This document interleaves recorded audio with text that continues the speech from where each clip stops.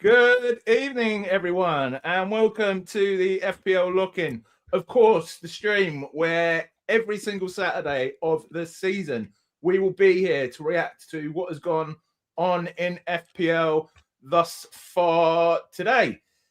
Sorry we're a little bit late. We're about 15 minutes later than planned, but that's because we are joined by an extra guest I wasn't expecting, who is, of course, the lovely Andrew, FPL Nightmare. How you doing, my friend? What's going on? What's going on? Oh shit!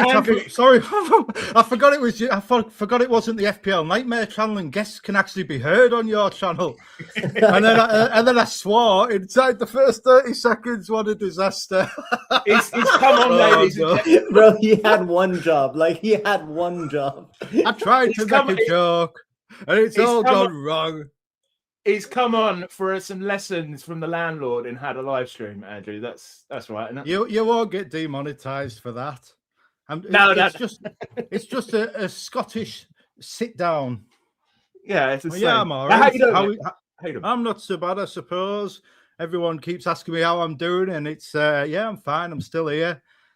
This is today's YouTube venture. I'm sure I'll be on YouTube again tomorrow, maybe even through the night. I am a bit addicted at the minute to making videos, and that's a good thing. You know, this is what the game's about. I keep saying this about how FPL helps my mental health, and this is one way it gives me the chance to talk about things, to forget about the reality of life and lose myself in this wonderful game where I can be protected and embraced by all those wonderful DEFCON daddies, the fathers who I never had when I was a kid. And that's all I need. And secondly, of the usual Lock-In crew, we have the awesome Kanji, who's got off to a pretty good start, Kanji. Yes, we're chilling. Hello, shout out to everyone out there. And Gary, I wanted to ask you a question. How are you feeling after coming back from Fest? How was it? I've never been to one, so just tell me a little bit about it. Yeah, it was good. It was a bit quieter. I was saying to Andrew before we started streaming, a bit quieter than last year. But yeah, it was good. It was when Roberto met his dad, who was there? Raptor was there. Tickle was there. Praz. And I've met all of them before at this stage. So, it's like a bit of a catch-up. Claire FPL, of course, who I got to write a nice little message to Darius in his... She's in my strikers, keepers, losers, weepers team. Is she?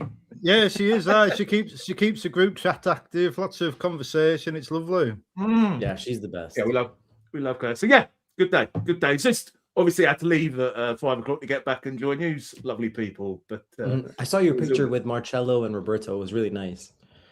Yeah, it was good fun. And of course, at the bottom, my nemesis, the man who spent all of yesterday reminded people of my nickname and said I had to get me on back today. Darius, how are you, mate? Not bad, mate. How are you? What can I say?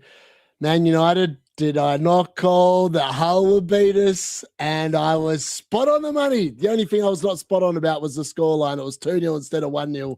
But look, that's why I didn't go Bruno Fernandes. Everyone kept asking me on the deadline stream, why no Bruno? That's why no Bruno. If you look statistically at Bruno Fernandes over the first 10 game weeks of the season, this dude does not show up. It takes him 10 game weeks to get going, and I called it bloody perfectly. But this is the classic Darius, isn't it? Because you called the Man United losing 1-0, but you've also got Dallo in the team because you think he's going to get an attack in return. You cover all the bases down under. Darius loves Manchester United so much he can't even pick the starting lineup. Well, you know what the problem is? I put Dallo in for the jokes, right? I was talking on my stream of I put Dallo in for the team selection video. And I didn't expect Konza to turn into an Arsenal player before I could change him out of the team. So then I was like, well, I don't really want to move an Arsenal player because I kind of like the idea that I could potentially have triple Arsenal defense over the coming weeks without making a transfer. And I quite like Odegaard in the team. And I was right about the Arsenal defense and Odegaard because they all banged. And I was like, well, if I have to wear Dallo, I can just move him to the bench after this week. That's fine. To be honest, the fact that we went to Hull and played Mazraoui and old mate, what's he called, Luke Shaw, who do not attack against a team that got promoted, and you wonder why Man United lost. That's why. That's why I didn't want Michael Carrick in charge. He should have stayed as the caretaker. They should have brought in an actual manager. And I tell you what, we'll get to Man United in a little bit, but yeah, I've gone then. It was a little bit weird when I was watching United because, like, at first, did you remember when you were watching Man City and they had KDB and Zinchenko and they kind of looked the same? It's the same with Mazraoui and Mbeumo. Like, I really have to squint to see, like, who is Mbeumo. You know what I mean? Mazzel's in the red boots. That's how I think it's a little bit racist. Do you know what the funniest thing was? Because I actually watched some football today, Darius, instead of listening to you. Maguire was getting forward so much. I was actually hoping he would get something. I genuinely was hoping. He can't finish. Anyway, lads, shall we get into it? So what we'll do is what we usually do. We will go over and give our reactions to the game so far. And hopefully we can now do all this on the FPL website because it's all updated. We will have a look at how the PubCast league, how we're all getting on. Then we'll look at who can hurt us tomorrow. And a new section, because it's on the website, we will have a look at the price rises. Although I had a look on there earlier, no one is anywhere near to going up or down at the moment that I could see anyway. But before I do that, I will say hello to the chat. And we've already got 164 people in, which is awesome. You can tell it's game week 1. Everyone is pumped up. We have got who are saying you've blocked him, Kanji. You need to unblock that's Simon. He's a legend. He's a legend. We got Hippie in there. We got Bobby, Jack. We've got Ratch, Roberts, Kevy, Craig, Hippie. I already said Hippie. Bobby, Kevin, Jeffy Jackson, Shamali Man, Erkan, Doom, Greg. Hello, mate. Hope you're well. Alan, Sean, Jojo, Alex, Dennis, Carlos, Shaliman, some other people. I'm going to be here forever. M. Dart, LMA, and Jackless, Shushan, and Kuga. This is not stellar content, Gary. The algorithm. We don't usually have 170 people in at the start of the stream, do we? Maybe 50 or 60 or something. Imagine if Oasis go on at Wembley and then Liam Gallagher comes out and he starts saying hello to everybody in the audience. You'll be there for 2 hours. So I've done a quick poll to see how people are doing. This before we get into the games, Ed. So less than 20 points, 3%. 20 to 30 points, 20%. 30 to 40, 59%. And 50 points plus, 18%. Thank you, Kusha, for the 5 joules there. 50 points plus, you are flying. Wow. Would you say at the minute? Mm-hmm. Yes, anything above definitely that? Flying, 100%. I think it's quite possible I've got that as well with some like Kevin Dewsbury Hall and Singare, man. Like they're the two that got away. Yeah, I think. I mean, I'm on 30 something, and I'm pretty sure I'm the top million, so that's pretty good. I may not be there. All right, so let's get on to the matches. First match obviously was Arsenal Coventry last night. Wait, before we even do that, can I just address something? Yeah, mate. There was like a lot of content creators that bench boosted in game week 1. Like I was just taking a look once the game was released, including me. The likes of like Ben Krellin, Pross, Harry, 4 points, FPL, Gary from the FPL PubCast. They're all bench boosting game week 1. I genuinely couldn't believe it. Just wanted to hear your take on that.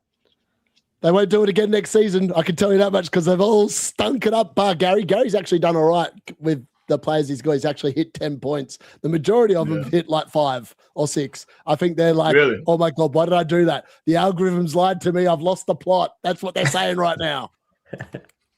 My idea is even if I only get right, I might only get, say, 12, 13 points, which would be 5 less than last season. But then I can get rid of my 4.5 keeper to a 4 if I want. I can get rid of my striker, DCL, or I can get rid of Gross and free up like 2.5 million. Do you know what I mean? That I think is the advantage of having done it now. You see, I think this is interesting because everybody says, oh, if I get rid of the bench boost, then it doesn't have to affect the way I play the game. I get rid of it in game week 1, then game week 2 onwards, it's all about the first team. Except all I'm hearing is people saying, oh, I'll use bench boost game week 1 or game week 2, and then I'll use a couple of transfers in game week 3, and then I'll free hit in game week 3, I'll wildcard in game week 6. Yeah. And all these people that are saying they're just getting rid of it so they don't have to think of it, are actually building their entire season strategy around this trip, which have all derided as useless. I don't think it's a useless trip. My man GWiz420, I wonder what that number signifies, on Twitter, he is actually bench boosted. He's got 22 points on his bench boost with Sangare, Muraremovic, and Greaves, and he's still got Verbruggen to play. So obviously it can work out, but he's done it sensibly. You know, he's got a Defcon Daddy in defence he can rotate in. He's got Sangare, a Defcon Daddy in midfield who can come in.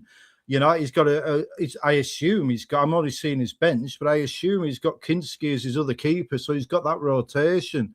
That's how you do an early bench boost. You don't start planning chips. And like, how many of them? A lad called GWiz420. I don't think he's a big content creator, but on the PubCast and the FPL Nightmare channel, everybody is equal in my eyes. And he sent me the message, and I wanted to shout him out. And what I would say, although I've lost my train of thought because I've got music in my earphones and I've got some operatic singing going on. It's like making it all very dramatic. But yeah, I mean, it's like people say, "Oh, I've got rid of it. I've got rid of it now. It's all right. I've got rid of it. I've gone without Erling Haaland to spread the funds, and I've got an extra 3 points, and it's all right. And you know, I'm going to use 2 transfers in game week 3 to get Haaland in, but it's all right. But it's not all right, pal, because who's coming for you tomorrow? Big Erling Haaland, the Norse Force still to come. Captain for some of us. But Andrew, I've got Erling Haaland, and I'm not planning to use any of my other chips. I'm not criticising you, Gary. Kanji asked me about the general strategy, about the whole, let's just get rid of it. And I'm just saying, I don't think you do just get rid of it. I think it affects every decision you make, whether you save it or you use it in game week 1. And I think people have maybe overlooked that. Yeah, true. Talking to content creators who use all their chips early, friend of the channel, the man who invented the early chip usage, Nathan Bacon there, bench boost game week 1, game week 2 free hit, game week 3 free wildcard. Where did he get up to? He got up to, was it 4th in the world one season? No, he got 3rd and 5th. Third and fifth. He did the tier list of FPL squad selection the other day. Really good video, so check that out. Nathan Bacon, one of my favourites. And but I think what he's got wrong with his strategy there is he wants to triple captain Haaland in game week 3 and then wildcard in game week 4, and that maximises the chips. And that's something else. All these free hit game week 3 people, wildcard game week 3 people like Praz, Adam from Above Average, they're all talking wildcard 3. But that's probably the best chance you're going to get for the big haul from Erling Haaland on the triple captain. Yeah. It's funny because even in game week 3, man, the dude that's Thiago and Bruno Fernandes, he's going to be stinking it up this season. So he's probably irrelevant already. Who's that? Nathan Bacon? Yeah. Oh man. and he captained Bruno. So like, see you later, mate. No one's probably paying attention anymore. Lads, shall we get into the strategy game? next year? From the stars to the shed. Yeah, Gary. Just like I know we want to start with Arsenal, but it's important to mention that there was a leak before this game even was released.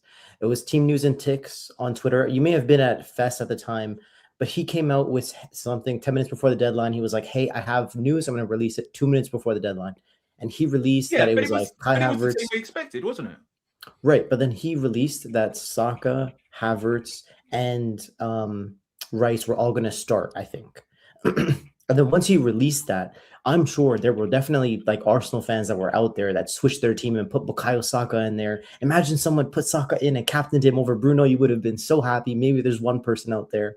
I just want to give a little shout out to one of my best mates. I chat with him every single day on FPL. He's on 70 points. He's ranked in the top 600, and that's exactly what he did. So I will just say there's somebody in my comments. I can't remember his name. I remember his avatar.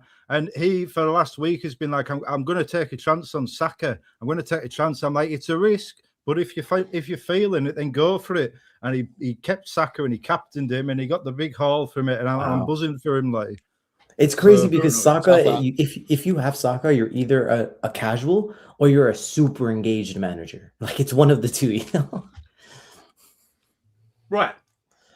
15 minutes in. That's a very long intro. Let's go into Arsenal versus Coventry. So the goals were from Saka, Odegaard, Havertz, assists for Calafiore, Wright, and Solis. Bonus Odegaard 3, White 2, Saka 1. defensive contributions just for Thomas, I think. So we've got very differing experiences of this game because, of course, well, I'm going to come to Darius first of all. Darius and Kanji were 3 Arsenal players each. Me with 1, Andrew with 0.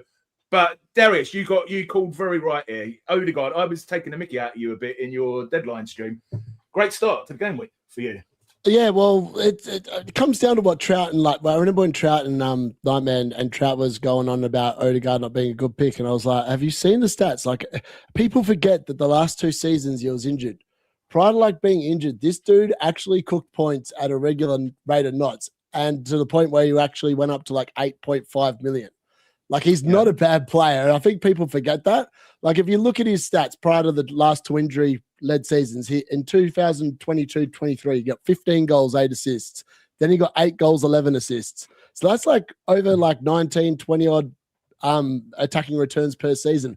He's now 6.5 mil, and he looked fit in the World Cup. He looked good last weekend, and I was like, and he was everywhere. I was like, he could easily have returned more points in that game against Coventry. And I was pretty happy with the way he looked. So yeah, I just don't understand why not more people went there. Stats, Darius. Analytics. Yeah, but he's not part of the analytics, Nightman. That's the problem. Sometimes you could sit there and look at what a computer spits out, and the computer can tell you that some players are just really good, but they're not. Look at the DCL unit today. I mean, the dude was an absolute fraudster, got 1 point. We'll talk about that later. But Odegaard was everywhere. He was involved in literally everything Arsenal did. He took a lot of set pieces, literally was just dominating the play. And that's the kind of play you want, because that's who's actually going to return. And I think that people only just 6.5 when I looked at his price yesterday. It's amazing. And you dribbled up in the defense, mate? What were your... It was never in doubt. This was the one that couldn't miss. This is the one that could never miss. This was the banker. And of course it delivered. I mean, I knew the clean sheet was coming. I had no doubt in my mind. It was just about whether or not I'd get any attacking returns. So I went for as many attacking potential as I could with Calafiori, Gabriel, and Ben White. And luckily for me, I got 2 assists on top of that. So now it's house money. Maybe I'll get lucky with a clean sheet against one of Aston Villa or Chelsea. But man, I'm looking to just ride these guys until the minutes disappear. Yeah, the thing is with White is even if you do have to get rid of him now, say in a week or 2 weeks, he's already paid you back your points, haven't you? Yeah, and I ideally all the players I want are below him in price, like Colwill, Chow, Jacquet. Those are the guys I really like at the 5.0 price point, so I can just go down and figure out what to do with the money later. And Andrew, I know you made that video with a great thumbnail saying you had no Arsenal, but what are your thoughts? Are you okay with this? I mean, I was a little bit annoyed I didn't have Ben White because I had him in my team earlier in the week, but I'm absolutely fine with it. I have built my strategy and my team around the long-term approach. Now, if you think I've picked a team expecting Coventry to score against Arsenal, I feel like even I deserve a little bit more credit than that. Of course, Arsenal are going to clean against Coventry because they're the best defence in the world, That is not a shock to me. Fair enough, 2 of the defenders getting assists, a bit frustrating, but it's not the end of the world. But this is the beauty when you for the people like yourselves who are on the early wildcard strategy, wildcard 6 or whenever. It's this is your time. This is your turn to take these explosive gambles on these short-term players who can get the big points. It's not my time. I'm wildcarding game week 17. My time for the big explosive short-term assets is game week 10, game week 11. That's when I can bring in these different players, and everybody else will have all the steady eddies, all the DEFCON daddies if they're sensible for that time. And that's when I can attack, when there's a bit more disruption and the better teams are playing in Europe more, and I can maybe get in, find these different avenues to points that other people maybe won't be able to go for because they have to think longer term. I'll be able to dead end into game week 15, a game week 15 bench boost, free it in game week 16, wildcard game week 17, but other people won't be able to do that, and that changes the complexion. So yes, it's been a great start for the triple Arsenal defence, but when you're playing the way I am this season, you can't take a chance on a Ben White who's going to be gone in 2 weeks when Timber's back. You can't take a chance on Calafiori whose injury could flare up in any game. Mosquera going to be replaced by Konsa. Like, these aren't players I can go for. And to be honest, I think Tarkovsky's better than all of them. And I think Tarkovsky will outscore them over the time that I need these players in my team. But for me, it's about robustness at this stage of the season. It's about getting the people that can keep on building the transfers so that when an emergency comes, I'm not forced into that early wild card and abandoning the strategy that I'm building my season around. FPL, it's like a roller coaster. Sometimes you have to go up slowly, and then sometimes you come flying down and you're off on the races. And you can have two different roller coasters side by side, two different tracks that diverge, but they all end up at the same place, and it's just how we get there. Mm-hmm. Andrew, I know you're saying there about not getting any of the defenders. I agree with you. You're probably right, the Ben Whites and Mosqueras. But what about Solis? He is someone most people... He's probably going to do the bandwagon in game week 1. Well, Solis is an interesting one. Like, classic FPL player, you don't bring in new players to a league. And certainly when it comes to attacking, like we look at my team later, I've got Muraremovic in there, I've got Vuskovic, I've got Sangare. But these are all DEFCON daddies. DEFCONs are very repeatable. They're a lot easier to accumulate for a new player in a league than attacking returns against in the intensity and the pressure cooker of the Premier League.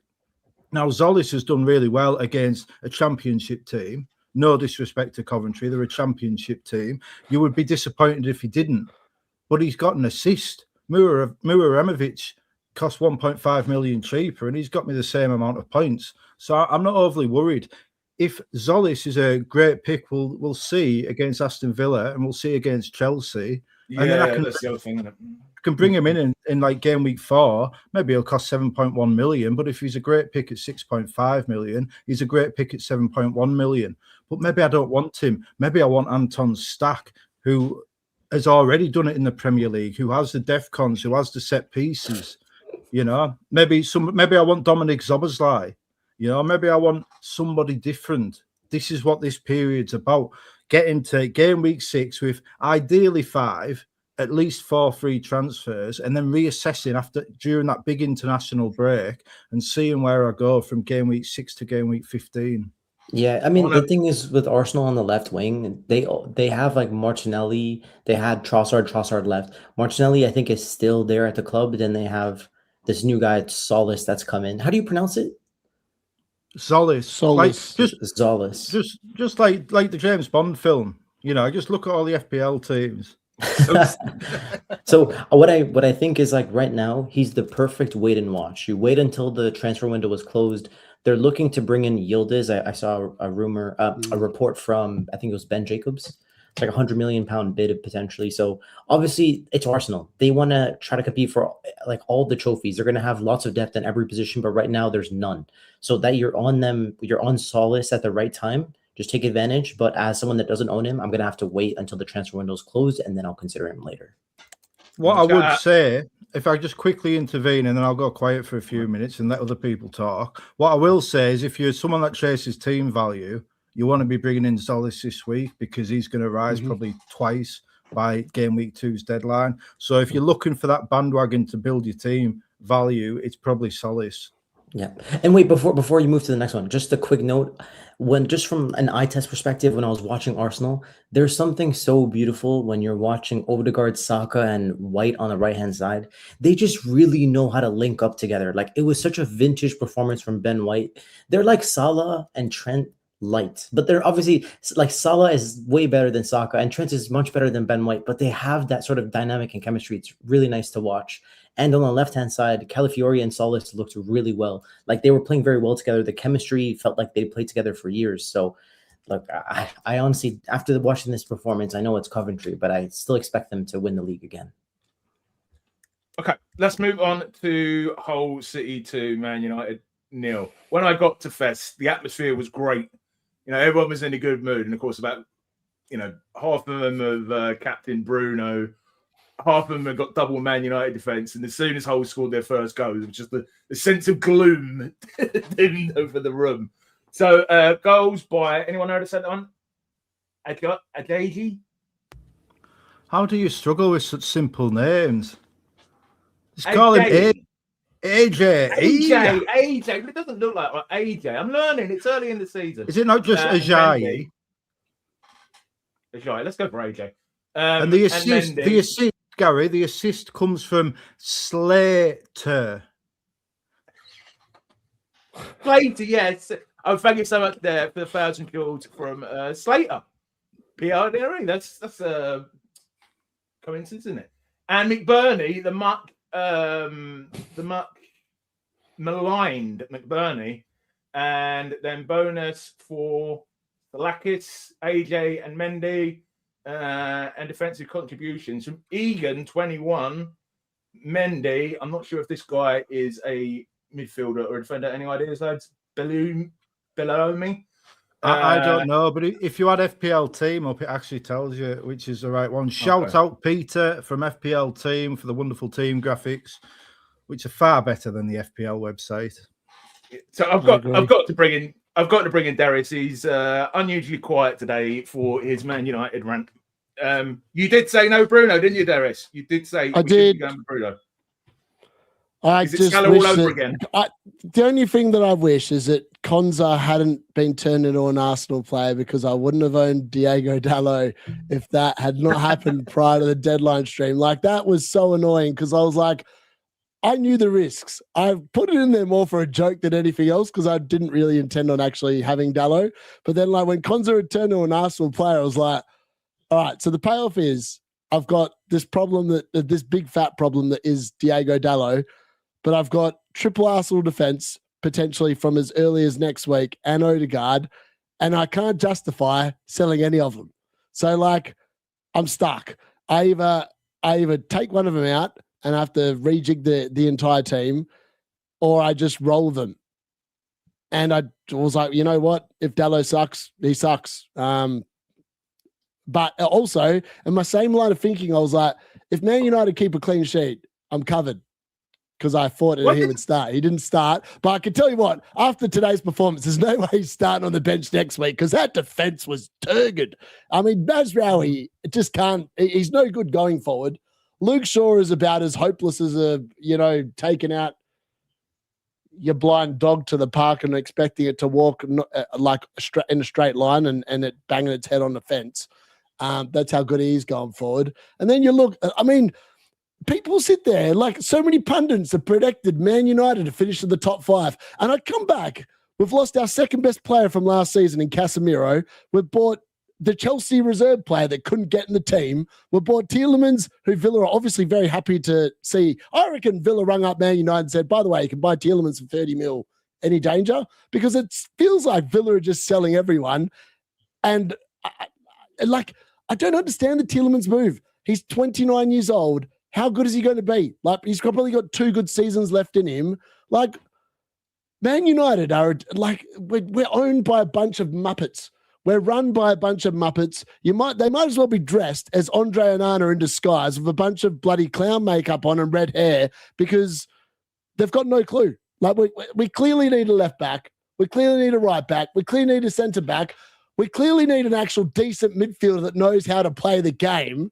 And we need a backup striker. And they're just sitting there going, you know what? We did the forward line last season. We're going to do the midfield this season. Going to leave the defense to next year. And we're just going to sit there and hang Michael Carrick out to dry and expect people to accept it. Michael Carrick will be sacked by Christmas, because the fans are already going to be like, it's another Ollie in disguise. The board are just going to use him as like that little tiebreaker. They'll sack him. And then we'll just be in this cyclical cycle.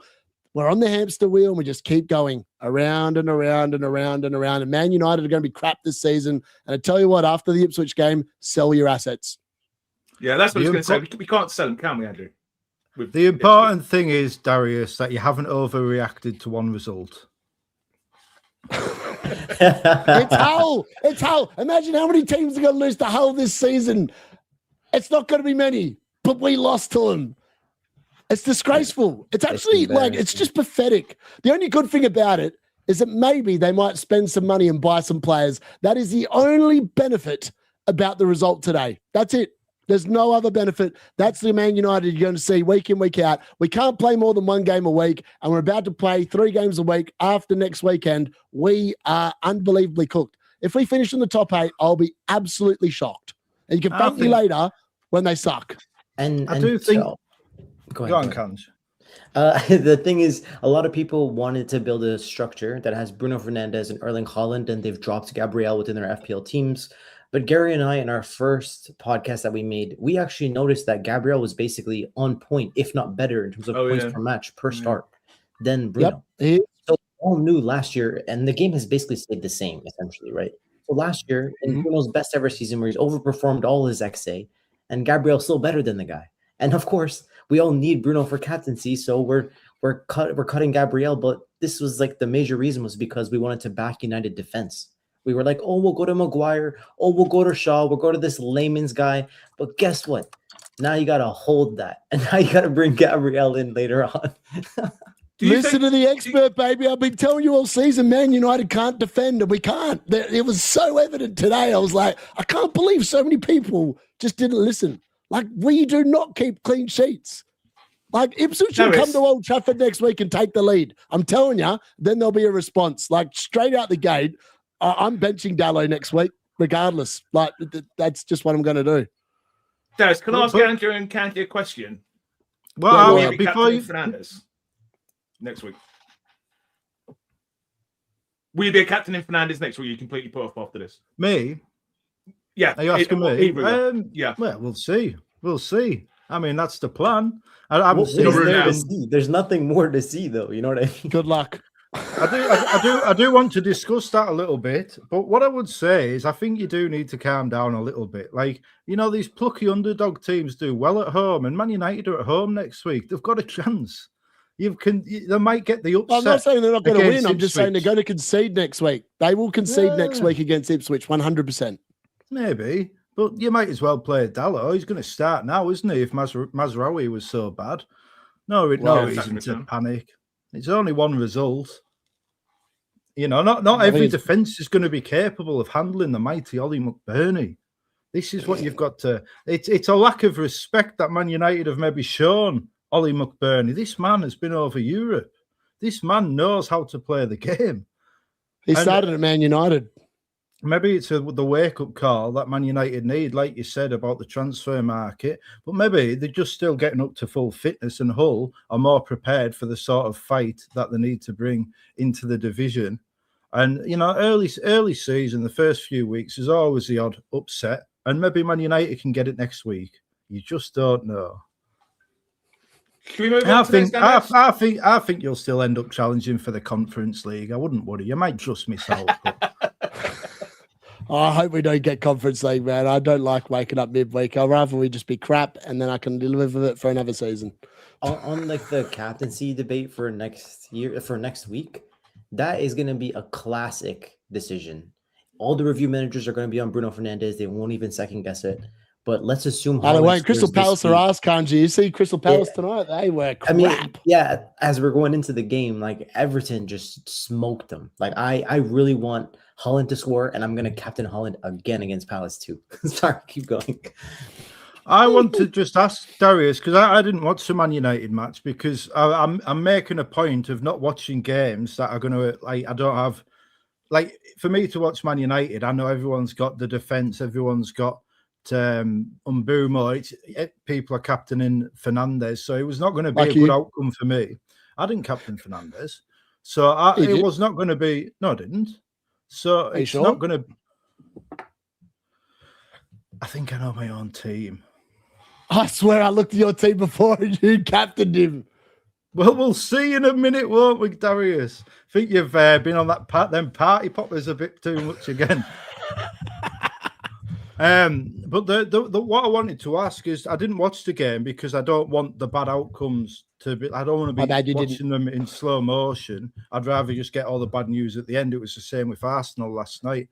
But what I read was that Umbumo was on all the corners and Luke Shaw was on direct free kicks. Is that the case? Has Bruno Fernandes? He's already lost the DEFCONs. He might lose the penalties because he can't score them anymore. Has he also lost corners and free kicks? Because I don't know. So Yeah, so on the right-hand side, and Boomo took every corner that came out on that side. I'm pretty confident, though, that Bruno Fernandes took all the ones from the other side. I didn't see anyone else take them. In terms of the free kicks, I think it depends on the position. There was a number of different takers today, but it depended on where the ball was. So Bruno took some, Luke Shaw took some. I think Mbumo took some on the right-hand side. And I think I might have seen Tielemans take one as well, potentially. Yeah. I feel that was the same last season with Mbumo. Yeah, it was. Yeah. Yep. Nothing to worry about then.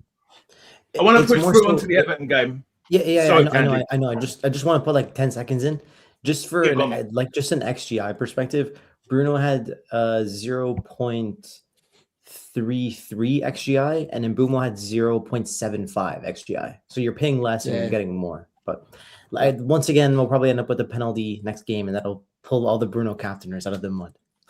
Or miss, which is probably more common than him scoring at the moment. I think, what was Nightmare said?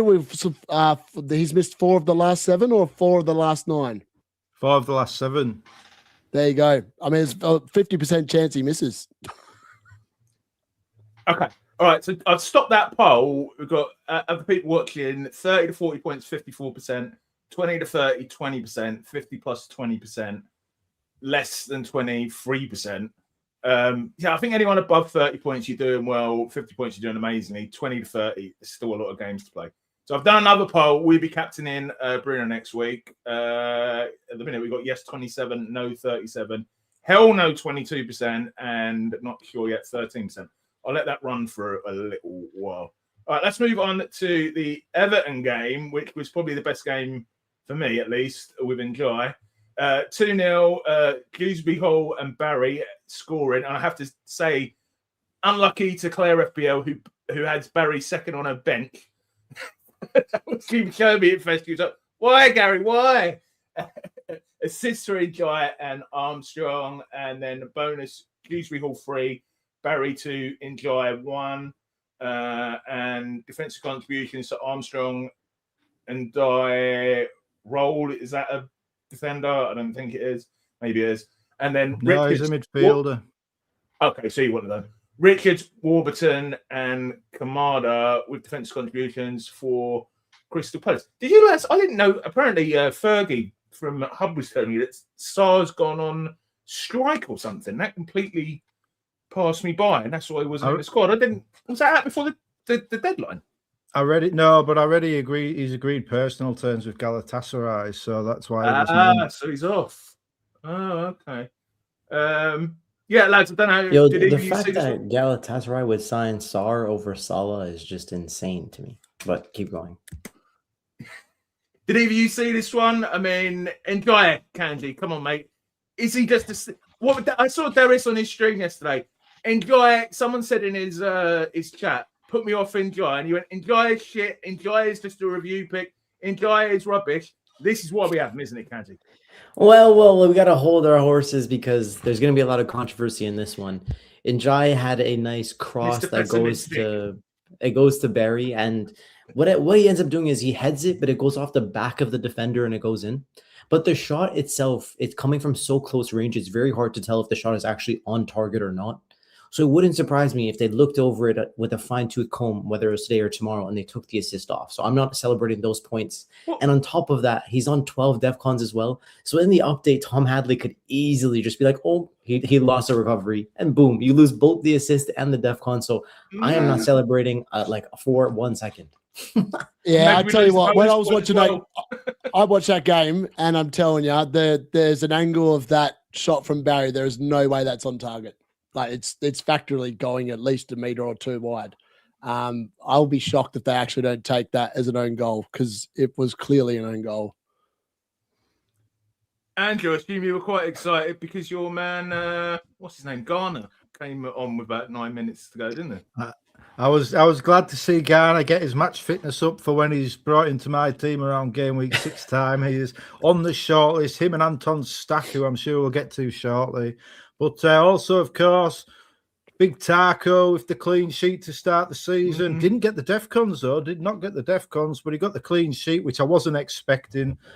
And I was happy with that. You know, this is what I mean. People say, "Oh, you should have had an Arsenal defender." Well, I could have had Gabriel, but I just got Tarko and more points instead, and that's fine for me. Yeah. So what I will say about Everton, I didn't watch them today, but I watched them at Murrayfield last week, and they're on it. Like, you know, they are the vintage Everton. They seem, I don't like. For me, they're just classic Everton. They absorbed the pressure against Newcastle and just did what they do. Dewsbury Hall, Kiernan Dewsbury Hall, Darius, is such a good player. It's because he doesn't have the routes to points that other players do that he gets overlooked. But he got 4.9 points a game last season. He's always in the hole, always in the pocket, and he's such a good player. I wish Newcastle would sign him. He would transform Newcastle. He's so good. He's actually, I can't believe that people are saying that. I feel like if you're going for an Everton midfielder, you had to pay up an extra 0.5 for KDA. Like, he's so good. Like, why would you not spend up the extra 0.5? The dude's elite. Like, so much better than Ndiaye. And Ndiaye's owned by like 90% of like the elite managers. It's so weird. To be fair, Ndiaye's done the business today. Even if he doesn't get the assist, he's got the DEFCONs. He's got the 5 points. Hall's done the business, though. Yeah, but he's extra money, though, isn't he? He's extra money. It's all about how the pieces fit. And like you can slate Solio for liking Ndiaye as much as you want, but they predicted he would get 5 points. And if you take off the assist, he's got 5 points. So like you could say Solio was spot on this week when it comes to Ndiaye. Well, it predicted Bruno Fernandes to get more than 2 points, didn't it? And what did Bruno get? He got 2 points. Well, this is it. That's we're all just guessing. We're all just guessing. Right. So just to touch on the XG of the game itself, Palace actually had more XG than Everton. Don't be fooled. When you look at the underlying data, Everton had 1 XG, but Palace had 2 XG. Matessa definitely should have scored. Like, he had the shot where he puts it off the bar. And like, I disagree with Andrew. I don't think Everton are that good. But what they've done over the years is they've kept more clean sheets than they should have. And this is what they've done once again.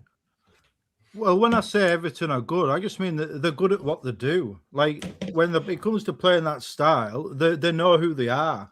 They're not trying to be something different. They've got a few tricky players up front. That George, Tyreek George, he's an exciting player. I quite enjoyed watching him, even though when I was at Murrayfield. I don't think he'll get a lot in FPL, but he'll certainly push the opposition defence back. But Everton will do what they do. Garner, great pick. Tarko, great pick. Dewsbury Hall, great pick. These are all great FPL picks, and it is FPL we're playing, not football.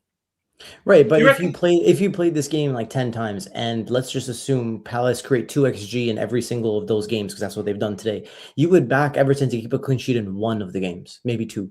So you've basically gotten lucky, in my opinion. But regardless, I'm not having that. I'm not having that. If a team has 2 XG in a game, would you back them to score a goal? I think like 95% of the time, yes.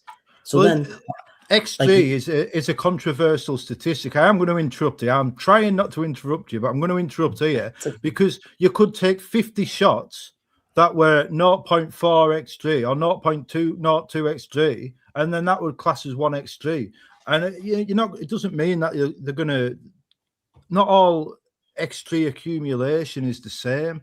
You could have a penalty is 0.76, or you could have 10 0.07 shots, and they mean nothing. Like, XG is a guide. It's not the be all and end all. Yeah, you're right. I mean, Matessa should have just buried one. I do take your point. Yeah, I know what you mean. He had like 2 0.4 XG chances. He should have just buried one, but it is what it is. Lads, can we move on to the next game? How many games have we got? 2 more after this. Okay, so this is Ipswich versus Sunderland. Ipswich 2, Sunderland 1. Clark and Emerson with goals for Ipswich. Lukic and Insisco with the assists. Angulu, did you see the free kick? Very good free kick. And Xhaka getting the assist. Bonus, Emerson 3, Xhaka 2, Clark 1. And then defensive contributions, so Shea, which was great because he's part of my bench boost. Nunes and Xhaka. Did any of you watch this one? Thanks, Kuka, there for the 5 jewels. No, I did have Dan Ballard, which is a bit of a shame that he got 0 points. But we got booked. This is the way it goes sometimes in this game, you know. And I should have remembered the lesson of last year, which is Sunderland, you know, really good defence at home. Away from home, they were terrible. And like sometimes you play the fixture and you're not playing the situation. And I should have maybe looked at the situation a bit more there. But it is what it is. Yeah. This was the game where it was supposed to swing the bench boosts. People were going for Ipswich defenders. People were going to, like, I think it was like Diop and O'Shea and Leif Davis. These were the options in order to get the bench boost out in game week 1. And luckily for them, they only conceded once. But I'm not sure any of these guys really picked up DEFCONs except that O'Shea guy. O'Shea, I was happy with that. Yeah, and he was supposed to play right back. So why would you pick him over Diop or Leif Davis at the same price?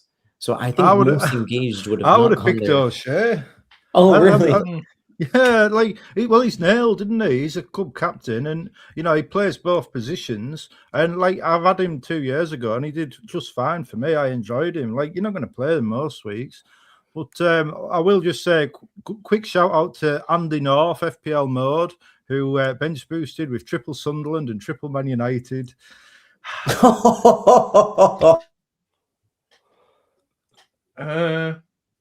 was that he bench boosted triple Sunderland, triple Man United? Unlucky. Oh, bloody hell. Like all of the Sunderland picks you would have picked, just haven't done it. Like you would have picked Enzo Lefebvre, Brian Brobby, maybe like one of the defenders. Like you've just been disappointed here. What? Isn't Lefebvre supposed to be on all set pieces? Because when that goal went in from Angulo, I thought surely that's got to be Lefebvre. But Xhaka takes a lot of the free kicks, so doesn't he? I mean, he always has. You know, like it's just because Lefebvre takes the penalties, but okay, maybe I misheard that. Then. I mean, no one's you're not gonna target any Ipswich or Sunderland players now, are you? After this result, I mean, if you got Ipswich, you got them. If you got Sunderland, you got them. I don't think you're gonna target any of them.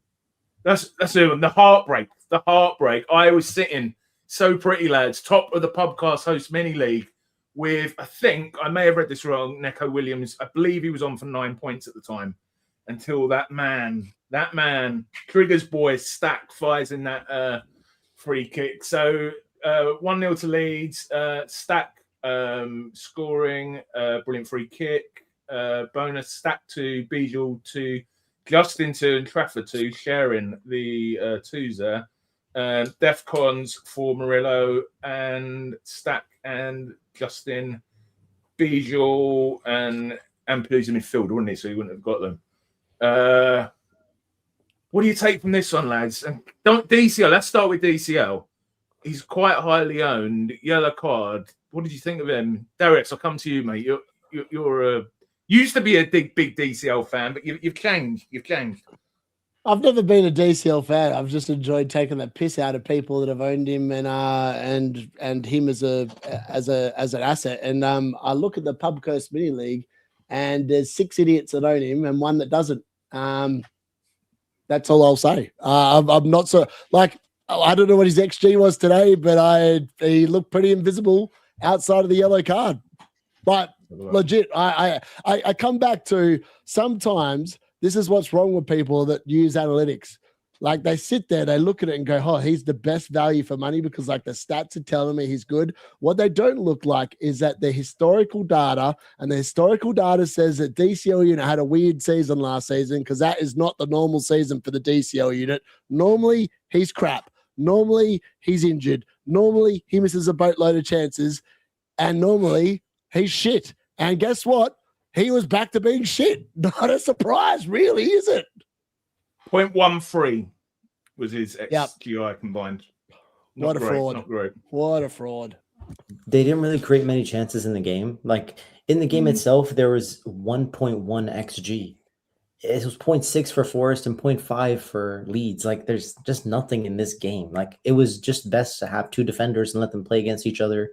And you got unlucky. You were done by a moment of magic from Anton Stack. Simple as that. Do you think Stack's been overlooked, Andrew? I watched this game and all I could think was I should have had Stack in my team. He was everywhere. The man was like N'Golo Kante in defence and he was like Pirlo in attack. He was unbelievable. What I would say is that like you can look at the data and the statistics, but Leeds actually had quite a lot of chances that were like just offside when they actually broke through Nottingham Forest and they were just offside. And on another day, you know, they get a few of them chances, you know, they're going to get more goals. I think what you've got to remember is that this is an unusual game, like in the sense that Nottingham Forest play a 3-4-3 system and most teams in the league don't play with 3 centre-backs. So, of course, it's a bit less space for the strikers. Of course, it's a bit harder for the strikers.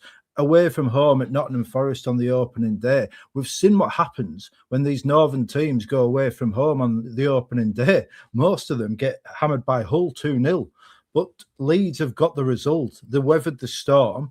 You know, defensively, they look so good.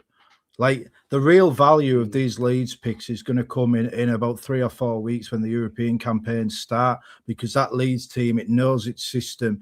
These are settled players. They're all in the prime or approaching the prime. There's not old people. There's not young people. They're all like at that core age. I think Leeds are going to have a real good season. How much is that? I do. £6 million. Right.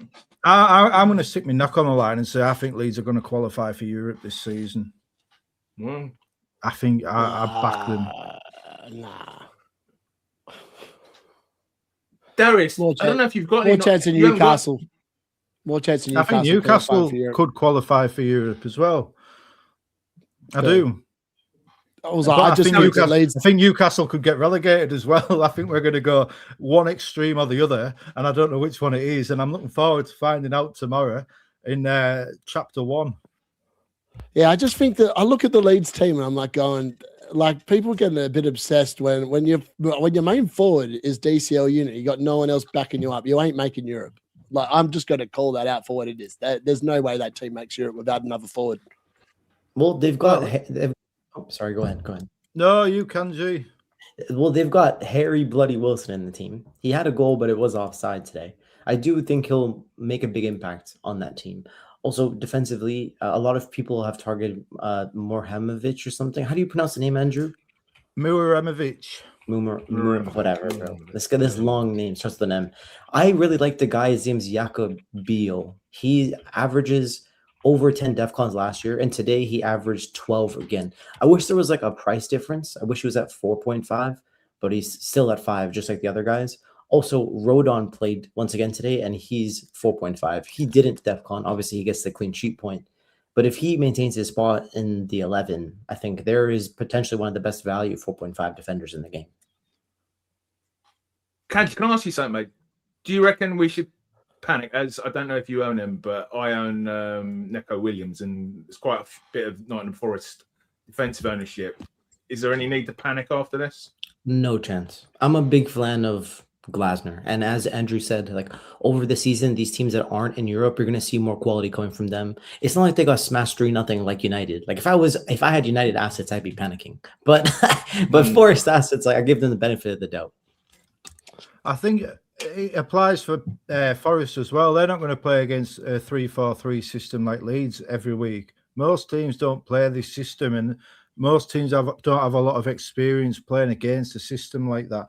With regards no backup to Calvert-Lewin, there is, of course, Nemesha, who has had injury problems, but did put up 0.75 XGI per 90 last season. And, you know, Aronson's starting to look quite good. But I don't think you need, if Calvert-Lewin's fitness is being a bit dismissed. I think he went up most of the season last year fit. I think historically, whenever he plays more than 2,500 minutes, he does the business. 6 years ago, 2,621 minutes, he got 13 goals. Season after that, 2,800 minutes, 16 goals. Last season, 2,700 minutes, 14 goals. The reason he didn't have as many minutes as seasons before is because Everton were using him as a super sub. They were overprotective of him. But that has also allowed his body the chance to heal. He was available for most of the games for Everton in those previous seasons. And this system is built for him. Like, he misses chances, of course he does, but he's getting the chances to miss.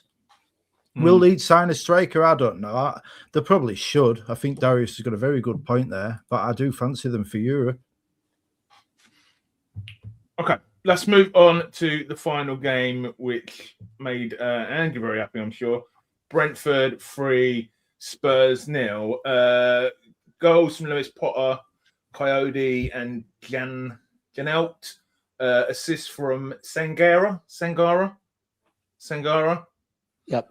What is Kanji laughing at? Sangara's right, isn't it? Bro, it's like, I don't know how you find a way to just not pronounce these names when most of them are the same as the year before. Tell me, what's that? He's a new player. The guy that scored is Janelt, and the assist is from Sangare with the accent. Sangare, all right. Well, Sangare. In the end, all right. Two assists to Sangare, Jensen. Thiago missed the penalty. I'm going to come back with a little story on that in a minute. Sangare with 3 bonus, Lewis Potter with 2, and Coyote, whatever, with 2. Janelle, Sangare, Asia with Defcons. Senesi got Defcons. Robertson with Defcons. So I'm going to tell you a little story, chat. So Thiago misses his penalty and hit the post. It wasn't saved.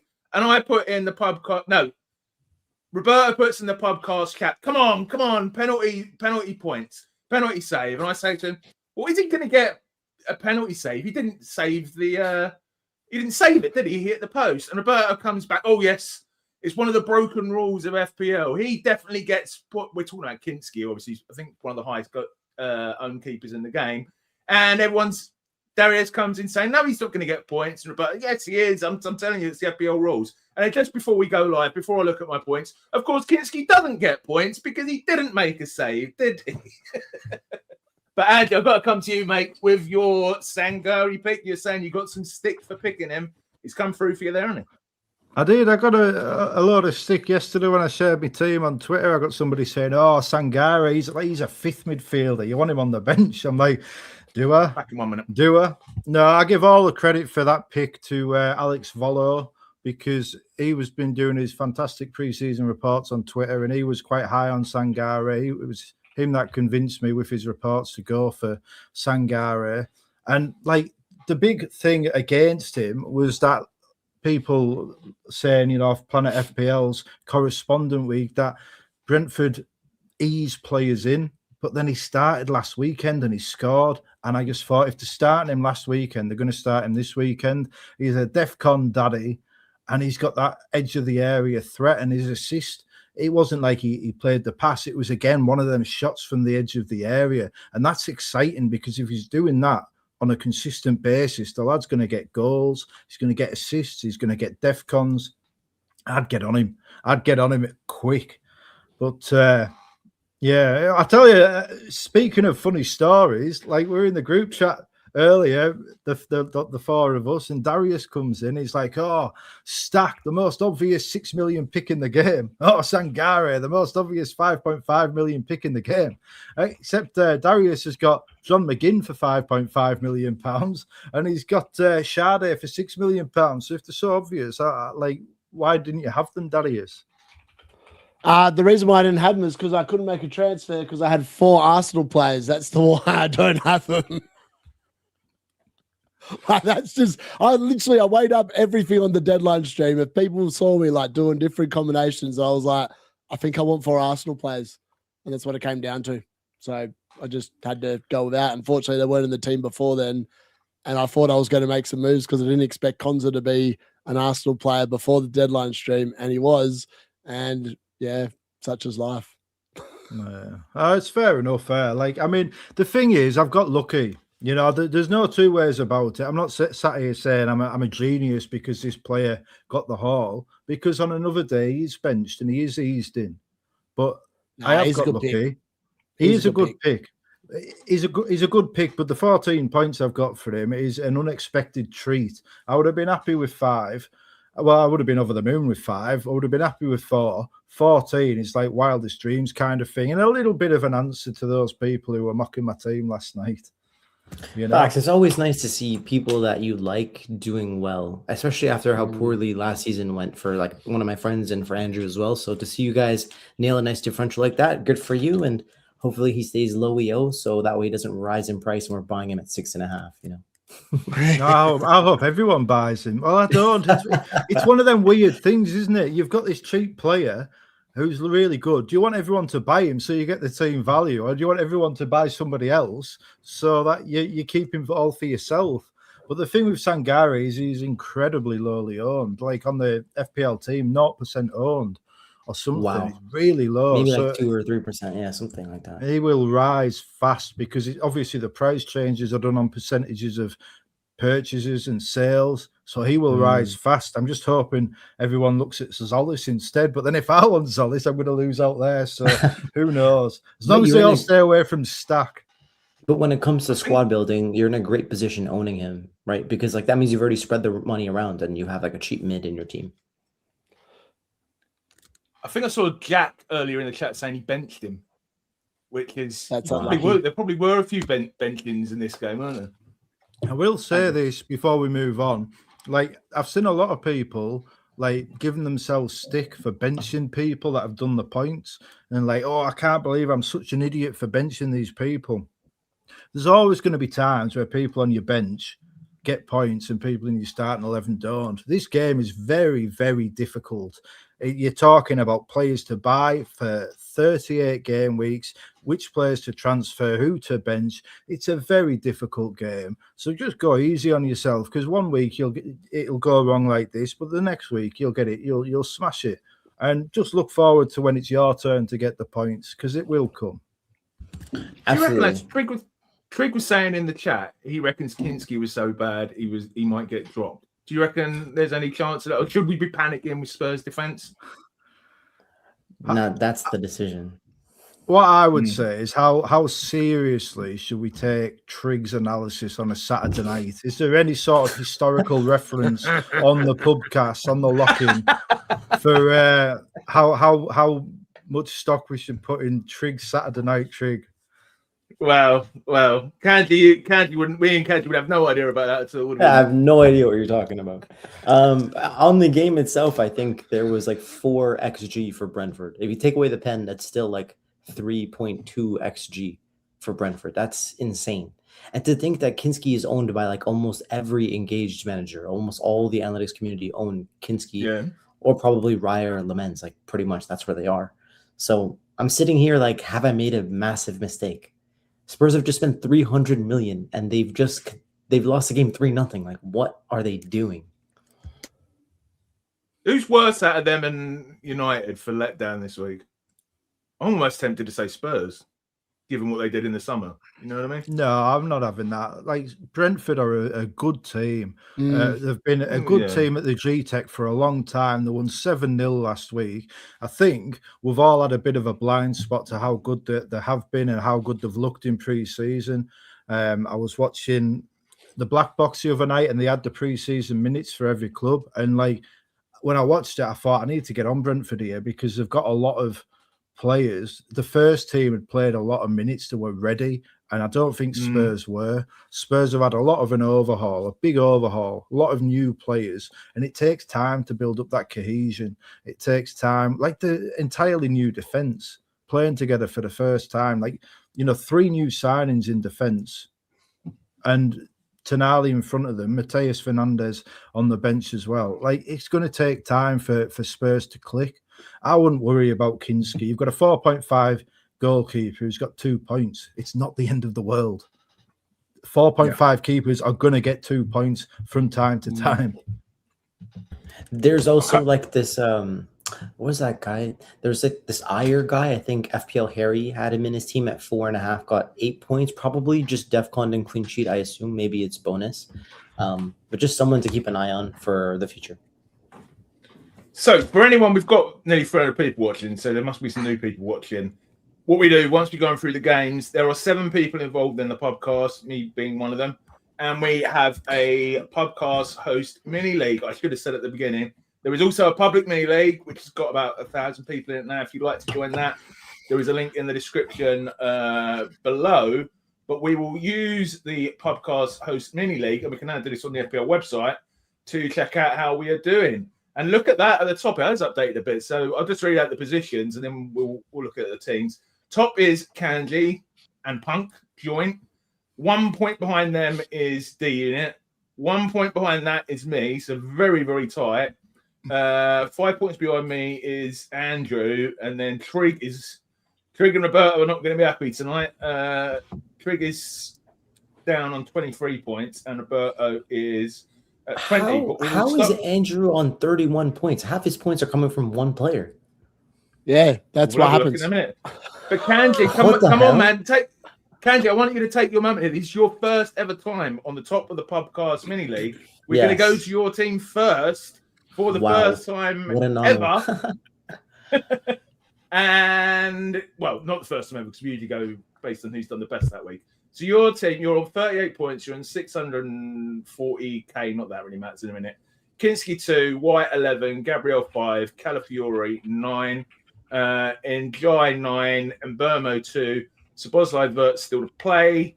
Anderson, João Pedro, and Harlan captain also still to play. And your bench doesn't really matter, does it? Yeah, I'd like to think you must be pretty happy, mate. Yeah, I'd like to thank me for having the guts to actually take Bruno out of my team. So shout out to the past me. You already knew what I'd be thinking at this moment.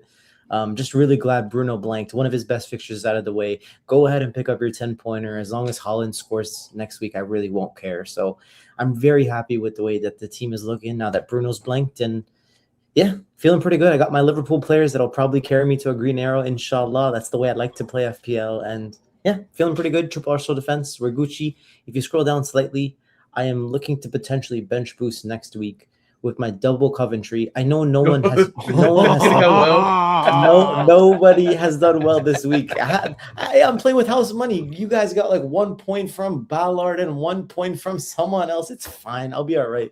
Amenda, I know no one talks about him, but he's the center back that starts beside Bobby Thomas. He had 9 DEFCON, so he had the blue balls DEFCON. So hopefully one of these guys will pick up DEFCON next week and I'll be all right. And I like to see an Anderson in there. I didn't think anyone had him apart from me. So, right, let's move to second in the league. Oh, well, third in the league, but the second out of the people who are we not roasting each other's teams and all that nonsense? I've been excited to get a front row seat for Darius. If you want to, how are you going to roast this? Look at this. Well, Kanji's had more players play. Well, he's had the same players play as me, but if I look at the rest of his team, I reckon I've got him covered. Yeah, it makes sense. You think that about every single week? Yeah, but this week I'm pretty confident. This week I'm going to beat Gary, and Gary's using a chip because he's an idiot. Andrew, have you got any roasting? This is a good team. What do you want to make it is a good team. It's a better team than Gary's. I think there's not really a lot to roast, is there? I mean, he's got a very... Well, I will. You brought me back to roast the team when you've got nothing to roast. I wanted Darius to have a go. I wanted to see Darius. I feel like Darius is quite quiet tonight. He is saving it until we get to my team. I promise you when we get to my team. I believe it. I have things to say. Gary's team. I will like be very disappointed if not. I do like the Anderson pick. I think people think that the DEFCONs won't translate, but Rodri has never suffered for DEFCONs. You know, Anderson's on corners. He's going to take over Rodri. And let's face it, Man City did not look very good. So they looked quite open. And, Anderson's going to be there to sweep up everything. I think he's a great pick. I kind of hoped that Semenyo would pick up a knock so I could justify going down to Anderson from Semenyo, but I like it. Didn't you say he was taking set pieces in the community? Yeah, he was on the corners, wasn't he? The front line, there's nothing to say. The defence, it'll be great while it lasts.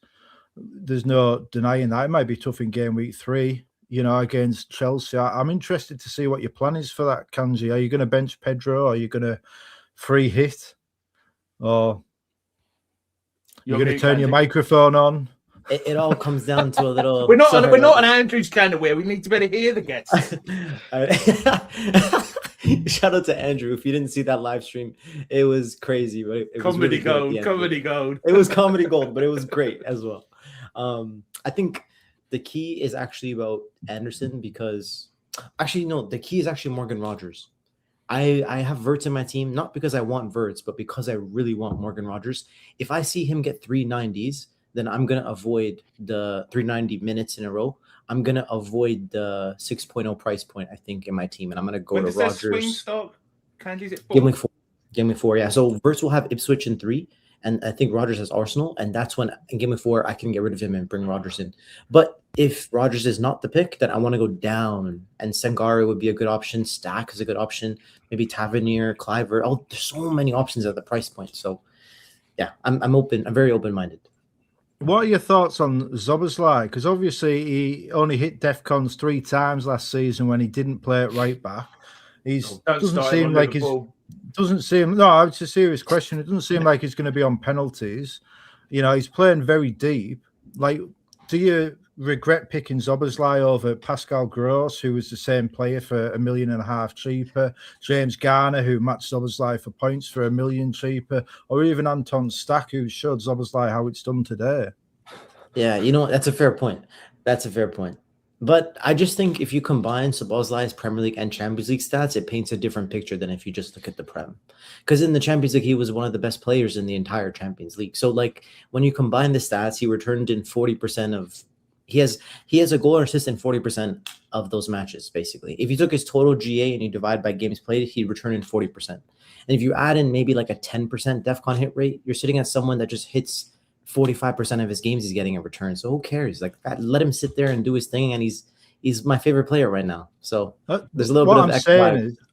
What I'm saying is, would you like consider taking him down to one of those cheaper players who offer the same, if not more, for the role, don't have Europe to contend with as well? Well, yeah, definitely. Played, yeah. Like, let's say, for example, like White starts to lose minutes, right? I could think of a move of like Szoboszlai down and then White up to Van Dijk. That way I could bring in 2 DEFCON monsters once the Arsenal things are gone. So DEFCON daddies on this channel, Kanji. DEFCON daddies. So a lot of these this cheap DEFCON daddies enable Van Dijk. So, like, let's see how things play out. The other thing I'm wondering is, what are you going to do tomorrow when Newcastle put those 2 jokers in your midfield to the sword? Shock the world. You've been conceding in every preseason game. You guys concede in every game. It's fine. Well, we haven't even really played the first team together yet. We had 2 games back to back, so we could split them. Liverpool don't know what's coming because not even Newcastle know what's coming. Yeah, exactly. That's the thing. No one knows how they're going to be. I'm going to play my sound effect. Yeah, on this channel we call DEFCON Daddies. Yeah, I got to get the sound effect. All right, that's move on to Darius. Just like 1 second. It is so nice to be sitting there on 38 points when there are so many good historical elite FPL managers that are on the same amount of points as me, but have a chip active. So it just feels really nice. Awesome. Okay. So third in the league is Darius. He's had a good start. He's on 750k, but again, we can't really read too much. And it doesn't really matter at this stage, is it? 37 points. Verbruggen still to play. Dallo with his 1-pointer. Calafiore 9, White 11, Gapco still to play. I do like that pick, I've got to say. And Burmo, Vice 2, Sade 3, Odegaard 11, Isaac still to play, as is Haaland and João Pedro and Konza there on your bench. Talk straight, Darius. Oh, where is he? It's the bloody game. I didn't the timing could not have been worse. Like, it literally just went to the bathroom. What do we think of his team, lads? Let's have a talk about his midfield. This is quite a different midfield, isn't it, lads? I feel like we should talk about like Trig or someone and then come back to Darius because. All right, let's go to mine then. Let's go to mine. So let's go to the bottom. Talk about people nobody cares about, like Roberto. All right, let's go to Roberto. Right, he's probably in the car. He's probably in the car with his dad now, listening to this on their way back from Fest, and he's going to hear us slagging him off. Roberto has done my head in all summer. All summer, I've been waking up to him gloating about Gamara. He's not even an Arsenal fan. You know, all summer I had to have a word with him and say, "Hey, Roberto, calm down because your banter is starting to." He took it well, didn't he? And he did take it well. Yeah, he went up in my estimation. and I was very impressed with his maturity in that situation. But yeah, you could do well with reining it in a bit. Anyone who doesn't know that a penalty miss doesn't automatically give you penalty saves really needs to stay a bit humbler. But Darius, I just went through your team, read it out, and then I heard. What's Darius' opinion? I think that Roberto's team is one of those teams that I look at, right? And I don't know what the best way of describing it is, but when you've got 20 points and in your team you've got Kinski, Shaw, Ballard, Lafay, and Bruno, Igor Jesus, and Davis, you probably need to press a game week 2 wild card. Let me read out, Darius, for the viewers. So Kinski 2, Calafiori 9, Shaw 1, Ballard 0, Semenyo still to play, Fernandez 2, and Mbeumo 2, Lafay 2, Haaland captain, Igor Jesus. His man with 2, João Pedro. All the way in Fest, he was saying, Jesus is going to get 2 goals today. He was close. Not that good. He's going to get close. 2 goals today, Gary. He's going to get 2 goals today, Gary. He's had most of his players play as well, hasn't he? Yeah, he's only got Haaland and Semenyo tomorrow. Haaland, captain, of course, who could, single-handedly launch young Roberto right up through the rankings. One thing I am very, very hot on is that if you've got a great captain, that can cover a lot of deficiencies in the team. And that's lucky for Roberto because there's a lot of deficiencies in this team. But no, in all seriousness, I think that this is a sort of thing. When you look at this, you're going to start catastrophizing. You're going to start thinking, should I listen to the D unit and play my wild card? But it's not that bad, really. It's not that bad. Right. Sunderland and Man United have both got nice home fixtures next week. I'm halfway through talking, man. Gary, desperate to get off. Desperate to get off the air when I'm trying to say something nice to Roberto. You'll let me focus when I'm roasting him. This is all fake. Just rip it for what it is. This is a shit team. If I was Roberto, I would stick with this team for the long term. Yeah, so he finishes last. He wants a wooden spoon, baby. He's been talking about the wooden spoon all summer long, and guess what? He's bloody well got it. What I will say on Igor Jesus in particular is he looked really good. Like James Trafford pulled off a couple of good saves from Jesus. When he started up front, he moved to the number 10 later on. He looked good. He'll be he'll get a good decent amount of points this season, Igor Jesus, but he doesn't have the routes to points. He doesn't have the penalties, doesn't have the set pieces. And I don't know. I think it's a worthy play, but obviously it hasn't paid off this time, but it doesn't always pay off in game week 1. Right. He picked Luke Shaw. I think that's a skill issue. Well, yes. Anyone who picks Man United defenders has got problems, haven't they, Darius? Well, as I said, if Konza was not an Arsenal player, he wouldn't be in the team, but I couldn't justify taking out one of the champions players when I could have 4 of them. And I could just bench Dallo. So that was unfortunately, I just didn't move him to the bench. I should have moved him to the bench, the absolute sod of a player that he is. So sorry for interrupting you, Andrew. I do want to focus on the people who actually got on the team. You know what I mean? So that's fine. What does it matter? This team is shit. It's got to be called out for the shit that it is. This is your team. This is your team. I agree. You need a wild card in your team. Oh, sorry, I'm not. My team's fucking quality. Go on, tell us. Come on, big us up. Odegaard. Hold on, where's my team? Hold on, this is your team. It's on the bloody screen. So I was intelligent. I realized that Spurs potentially might not hit their straps for the first couple of games when they actually play some half-decent teams. So I was intelligent and benched Kinski for Bart Simpson. Now, obviously, there is a bit of a hope that he's not on The Simpsons filming tomorrow night. One can hope that he's not. And if he's not, maybe I'll get a clean sheet out of him, which would be very nice. I mean, the 4 Arsenal players is pretty sick because next week I'm expecting Konza to probably be fit. So Dallo will just drop his ass to the bench and we'll never see him again. So we'll have Calafiori and White. They did what was expected. Who needs DC when you get an assist from each of your defenders and a couple of bonus? Happy days. And you got Odegaard, 6.5. I kind of wish that I'd just not gone and Mbeumo. Like, part of me didn't want to go any Man United, and I just kind of wish I'd backed in my beliefs about how they were going to go. But I was like a bit scared that maybe I had it wrong in the preseason.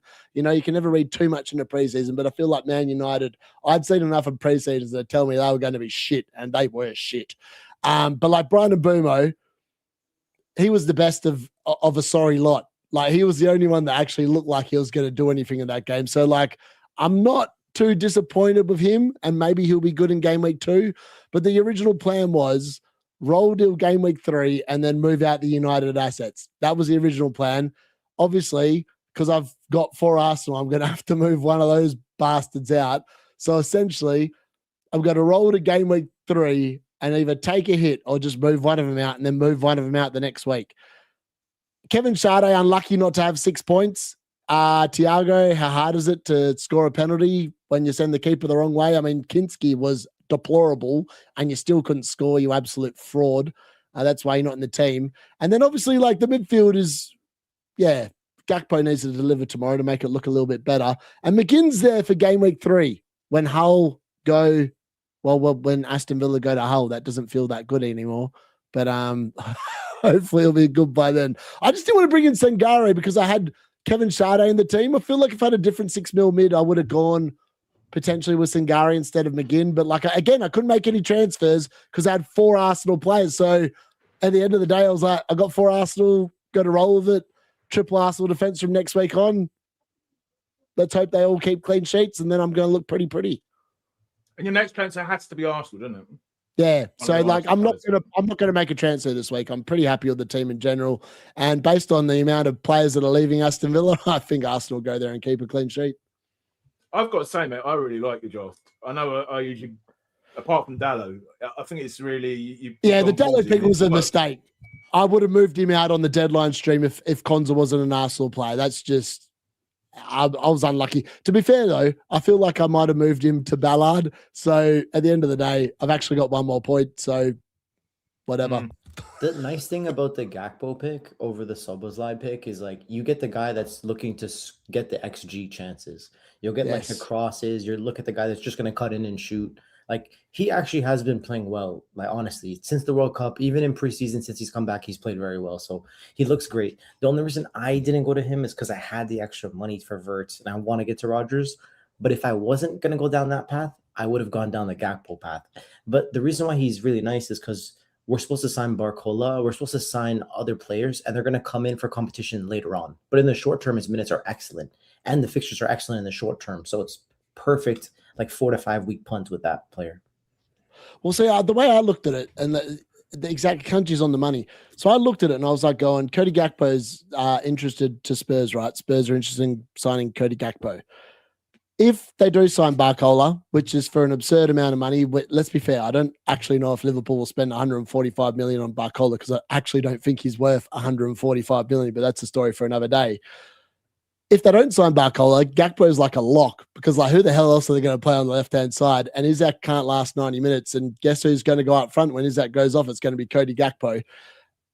If they do sign Barcola and they sell Cody Gakpo, he goes to Spurs, where I think he's going to be an even better asset because he's going to play 90 minutes there. So I feel like I was trying to explain this to Trout, and Trout just couldn't see where I was coming from. And I feel like it makes so much sense when you actually think about it. If you know football, you know that Cody Gakpo, even if he's at Liverpool or goes to Spurs, he's going to be playing pretty good minutes, I think. I agree. Nightmare's going to how to respond to this. Right. He's going to say, I looked at Solio and the projected points and the projected minutes said no, but the D unit's saying yes. Someone's right, someone's wrong. I reckon I'm right. Daz, before we get back to your team. It's my channel now, Gary. Just like the group, just like I took over your group chat and made it the No Gary Club. It's my channel now. I'm only messing. No, what I would just say it's more a point about Liverpool and like signing Barcola. Like, what has happened to Liverpool this summer in the transfer market? They've been abysmal. And United, seen them? Yeah, it's strange to me. I know that they've lost the lads at the big transfer head honchos, and you can see, I mean, like, they're putting a bid for Yankuba Minter to replace Mo Salah. Yankuba Minter, like, he's a good young player, but he's injured and he's going to be out for 2 months. It makes no sense. It's a bad move. It's a panic signing. They're talking about bringing in Barcola, but they've just signed that Munoz to play left wing. They've got Gakpo to play left wing. Why are they spending all that money? They'd be better off spending that money elsewhere, leaving Barcola and giving Rio Ungamoa the chance, because you've got to give these players the opportunity. And that Ungamoa has taken every opportunity he's been given, whether it was at England in the friendly, when he came on against Newcastle last season and he scored. And like, to put him out of position, to bring in a 150 million Paris Saint-Germain reject, the France sub, it's just bad business. It's not business befitting at Liverpool Football Club, if I'm completely honest with you. And I just don't know what they're doing. I think Darius's team, to get back to the matter at hand, I think it's absolutely fine. He's talking about, if I'm going to have to make this transfer, that transfer. You don't have to make any transfers. I think Concert plays his first minutes next week and starts the week after, and that's fine. I'm not sure who your other defensive sub is, but the attack. Oh, what are you even worrying about? No, no, I'm not worried. That's why I was like, Dallo can go to the bench, baby. Yeah. I think you should just build your transfers until Isak's inevitable injury and then reassess from there, because the more transfers you've got, the better you're going to be able to spread that money around from Isak. But I don't think Isak will last very long. I think Dan Burn is going to have him with his shredded wheat tomorrow. Probably Kanji rolling his eyes. Kanji rolling his eyes. You look at that reaction Michael Owen got when he came back to St James's Park with Man United. He could not get his head around it. He did not understand why he was getting so booed, and he did absolutely nothing. He was overcome by the reaction. Now, Isak is a bit more, like, I don't want to say sociopathic, but he doesn't give a fuck. But I think the problem is tomorrow, it's the Kevin Keegan tribute. The emotion is going to be very, very high. And I just think Isak, I am actually really surprised he hasn't picked up a little knock. I really am, because I said it on above average, and I'll say it again. My respect for Isak will go up if he does score and he jumps on the Gallagher hoardings and spreads his arms like he did in the cup final. If he plays the villain, then I'll respect him a bit more. But I just don't think he's ready. I don't think he's ready for what's going to be coming for him tomorrow. And look, great players handle hostility, but I'm not sure if Isak's a great player or if he was in a great system. Like, you say that you're rolling your eyes again, Kanji, but you spent £125 million and he did nothing. The season before Eddie Howe got him, he scored 6 goals. 6 goals. Eddie Howe made him the player he is, and Eddie Howe's not there. Jacob Murphy got him the assist he did. You talk about Liverpool signing a player, they should sign Jacob Murphy, because he knows how to unlock the £125 million man. You see, you're laughing, but it's like FPL. You just sign these players. Oh, I can get this player for this amount, and this player, and this player. But it's about how it all interlocks. If you've got a player, an unfashionable player, who can bring the best out of your £125 million player who you need to become the talisman because you've lost Salah, why wouldn't you get him? It makes no sense. Like, or if not Jacob Murphy, someone with that Jacob Murphy profile, because he's the one that unlocked Isak. And now it's the puzzle that Iraola is going to have to unlock. And, Evan Ilson didn't become a £125 million player. He became a good little battering ram up top, but he didn't become the player that Isak did under Eddie Howe. So I think there's a lot of questions around Isak. I think he'll answer a lot of them. I think he'll do well. He might match Calvert-Lewin from last season. Like, if you he might match DCL unit from today, I reckon. Oh my god! Yo, first of all, him from today, to be honest. I've never seen a more luck in this week than Isak scoring against Newcastle. Let me just put it like that. And then you have Ipswich coming up in 2 weeks. Like, you're really chilling. Fulham as well. Like, you have Isak, you're sitting in a great spot. And secondly, I think Isak is a better overall player than Erling Haaland. Yeah, I don't mince my words. Like, I genuinely believe that. I'm just waiting for his sharpness to come back. Haaland's a better finisher. That's obvious. But yeah, I think people have forgotten how good he is because we haven't seen him play. But we got to give him time to sharpen up, and we'll remember. But why haven't we seen him play? because he's been injured for over a year, pretty much. And that has an impact. You say it's a lock he's going to score tomorrow. I think the only lock is that he's going to get put on his ass quite early on to a big reaction. And then the question is how he reacts to that. He is going to get he's going to get an overwhelming negative reaction. He's going to get put on his ass. How does he react to that? If he reacts to it like a real player would, a top player would, like a Cristiano Ronaldo or a Lionel Messi, these players that thrive in the kind of heat of battle, then he'll be great. But I'm sorry, Darius, you are not on the Isak level. You might have scored a good goal in the OAP's league that you're playing, but he's not. You're not on the Isak level. But Isak, how will he react? We don't know. He looked good for Sweden in one game, and then he went missing, and Sweden crashed out of the World Cup. Like, it could be anything. It could be anything, but I don't think it's the lock you think it is. I reckon today there's going to be one key ingredient. Isak and the D are both going to score at least a brace, and I'm going to win the league. And Isak, I don't know if he's going to get the result, but I reckon he scores a couple. Do I have permission to speak, lads? No. I will hand you back your show, Gary. So, poll for who'll be captaining Bruno next week. No 36%, yes 35%. Hell no 20%, not sure yet 9%. So, no, basically. Should Roberto wildcard? A poll has started. We've got yes 36%, no 16%. Who's Roberto? 50%. So, yes. All right, let's move on to my team. The landlord's team. He's sitting in a cool 800,000 and something. 36 points. The caveat to that being I've played my bench boost. So Kinski 2, Maguire 1, Calafiori 9, Naco Williams 2, Njai 9, Anderson and Gross still to play, Fernandes 2, Szoboszlai still to play, João Pedro 2, Haaland captain. But let's be honest, I entitled this stream was Gary's bench boost blown. I don't know. It's up for debate. Leno still to play, Calvert-Lewin 1, Miramovic. Just call him Moo, Gary. I must say, one of the most irritating things watching the podcast has been when you've been going Miramovic. It does my head in. It wasn't funny the first time. Just call him Moo.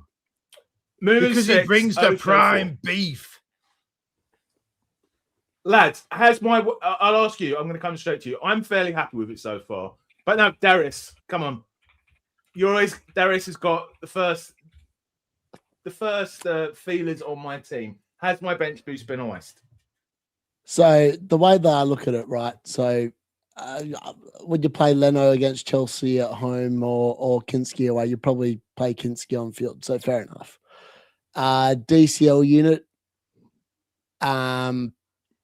Again, I come back to shit pick, and I don't know why he's in your team, but there he is, and he's delivered you a big fat 1 point. I think you've got a little bit lucky with O'Shea getting the DC 4 points, and Mihajlovic, for what it's worth, he was a good pick. I can't fault that pick. But then I look at your actual team, and I see Dirty Dom, analytic pick. Can't wait for him to underperform what people think of him. Then you've wasted 12 million on Bruno Fernandes, despite my best efforts to tell you how shit he is. And even Andrew did the stats for you about how shit he is over the first 10 game weeks. But there he is. And apparently he would have been captain, folks, if it wasn't for Trig telling him maybe don't captain Bruno and captain Haaland. Trig, smart man. Nico Williams, 2 points. I learned the hard way the last season that Nottingham Forest just don't do clean sheets the first half of the season. That was a heartbreaker. That was a heartbreaker. I mean, it is what it is. And then you had Harry Maguire. I mean, I had Dalot because I thought he could get an attacking return. And to be fair, Dalot played literally in the final third the entire 10 minutes he was on. Harry Maguire is a 30-year-old sloth that can't turn quicker than a lorry reversing and like whatever it is, the reverse gear, whatever you want to call it. he's useless. Like he actually, the reason why Man United can't defend is because he's the number one defender. He's 33 years old. He's over the hill. He's on the decline. And yet somehow review, when you press the red button, said Maguire's the defender for 5 mil. That's the best way of describing that pick, because no one with any intelligence would have picked Harry Maguire knowing that Man United cannot defend. So what do I think your team needs? Your team is not as in dire need of a wild card as Roberto's, but after game week 2, it 100% is just going to be as in dire need as what Roberto's team is for a wild card button press. All I'm going to say to that is Darius said that in the first game week last season. I finished 75k and he finished 7.5 million. Yeah, but I started like shit last year, Gary, and this year I'm in front of you already, and you've played a chip. While it lasts, my friend. Enjoy it while it lasts. It's going to last all season. I can't wait. This is just a reminder of like how important captaincy is. If you had gone Bruno captaincy, you would have been destroyed this week. Like it would have. I honestly think it would have just been a flat out bad week. But there's a chance Haaland can really pull you out of the mud here. So we're going to be cheering on Erling Haaland tomorrow. Yeah. Well, I just wish Trig hadn't talked him out, because if you'd sat there and gone Bruno captain, like, known his shit over the first 10 weeks, he always is. And he performed to standard. He literally is consistently shit to begin the season. Not worth 12 mil. I wish Gary had done it, because I tell you what, if Gary had done that and Trig hadn't gotten his ear, this stream would be so much more biblical right now, because he'll be sitting there, me, Nightmare, and Kanji going, we've got Haaland captain, baby, and you've got Bruno Fernandes with your 2 points, double to 4. How you going? What Trig actually said to me to clarify for the chat, and I will completely attribute me learning this to Trig, is the one thing that I took from last season was Trig always saying to me, go with the poles. You know, you're less likely to lose ground. And all Trig reminded me was the polls were going for Haaland. That's true, Andrew. I know you're going to say the polls were tight, but that is true. That's all he reminded me. I was just going to tell everyone about your little meltdown when Big Andy revealed his actual team and it had no Haaland in the draft. Bet you he's regretting that now. Bet you he's regretting that now. He's been picking up all pre-season, wasn't it? 80, 90%, I'm going to go Haaland, and then no Haaland. And did he have Solis in his team as well, or someone like that? I don't want to shit talk Andy. Like, he's had such a good season, but the guys... He got lucky, man. Kevin Dewsbury Hall was sitting first on his bench, and he got about 50 points from him coming off his bench for players that he shouldn't have had in his team, and he just got bloody lucky last year. And this year, the luck, it's like karma. Some years you're lucky and you get all the luck. That was him last year, had a really good rank, happy days, and well done to Andy. I'm not saying that he's no good. I'm just saying well done. But it's like World Cup fantasy, right? When you can sit there and control your subs in and out, the cream rises to the top. There's a reason why me and Nightmare cooked in that draft, because we could sit there. We knew the good players. Unfortunately for us last year, we just couldn't sub the bloody good players that were sitting there getting the points on our bench. That was the main issue. We couldn't change our captain from the road captains to the good captains from game to game. I mean, FPL is a lot of luck. And sometimes, and in seasons, you get a lot of luck, and then sometimes you just don't get it. And last season, me and Nightmare did not have the luck. This year, I'd argue we're probably looking a little bit luckier. Yeah, I wanted to ask you, would you consider making an early transfer today? I would genuinely consider doing Pascal Gross to Sangare, honestly. Because, like, Gross potentially lost pen share, in my opinion. This is my opinion. They signed, like, a Canadian striker, and Gross has to play in Europe as well. Then you have this DEFCON guy sitting there at the same price, and he has 90 minutes probably in the future. Why Gross and not Zoboslai Kanji? Zoboslai's the GOAT, brother. He's the GOAT. I understand the logic, but you know me, I don't make early transfers. Yeah, I got you. Okay. So for that reason, no. But I if we could go back and pick. And bro, why don't you have more Arsenal players? Like, what's the plan? Like, surely the plan is to get more of them. Well, but who? Like Ben White, Gabriel in your team somehow at some point, right? Well, that I did spend a lot of yesterday trying to figure out how to free up 2.5 million to get him. I just couldn't. Because of this bench boost, I'll ask you both, right? Because we've been going for an hour and 40 minutes, and we've still got Andrew's team to look at and that. Do you think I've got, a lot of people are bench boosted this week, a lot of people going to next week. Is 11 points, let's say Leno gets 2, which is probably the most likely outcome. Is 13 points disaster, okay, or all right, good? It's okay. Par for the course. Yeah, that's probably what I'd say. Andrew? I think, it's fine, isn't it? It is what it is. You didn't. I'll take it. You didn't go to try and get good points off your bench boost. You tried to get something, and you've got something with O'Shea and with Miramovic. It's fine. What my concern, I've got a couple of points. I've been quiet for a few minutes. I've got a couple of points that I'm trying to remember in the back of my head. Go for it, man. My concern with this team is game week 6, because you've got in game week 6, you've got Leeds on the bench. They play Arsenal away. You've got Man City versus Liverpool. So that's 4 of your attackers with really tough games. Now, I think you've got a bit of cover there, but that's where you're going to have to think about your transfers there, unless you're going for the early wildcard strategy, of course. I've got international break wildcard loose, not planned. I know you're waiting the game week 17, Andrew, and there is no way you will wildcard before then. But I must say, if you're planning an early wild card like that, then I don't understand this strategy, because no, I'm saying it's available. It's available if I need it. I don't know why you've picked these steady kind of DEFCON players if you're planning an early wild card. I think that's the time to attack with the explosive options. You could have had Zolis over Anderson. It's too late now. If I were you, I'd be considering waiting until like game week 9, game week 10. I can't remember when the swing is, but between 9 and 11, there's a good fixture swing. I think it's game week 9. I would be considering pushing your wild card back a bit there and rolling with the DEFCON guys a bit longer. You've got 4 DEFCON midfielders there.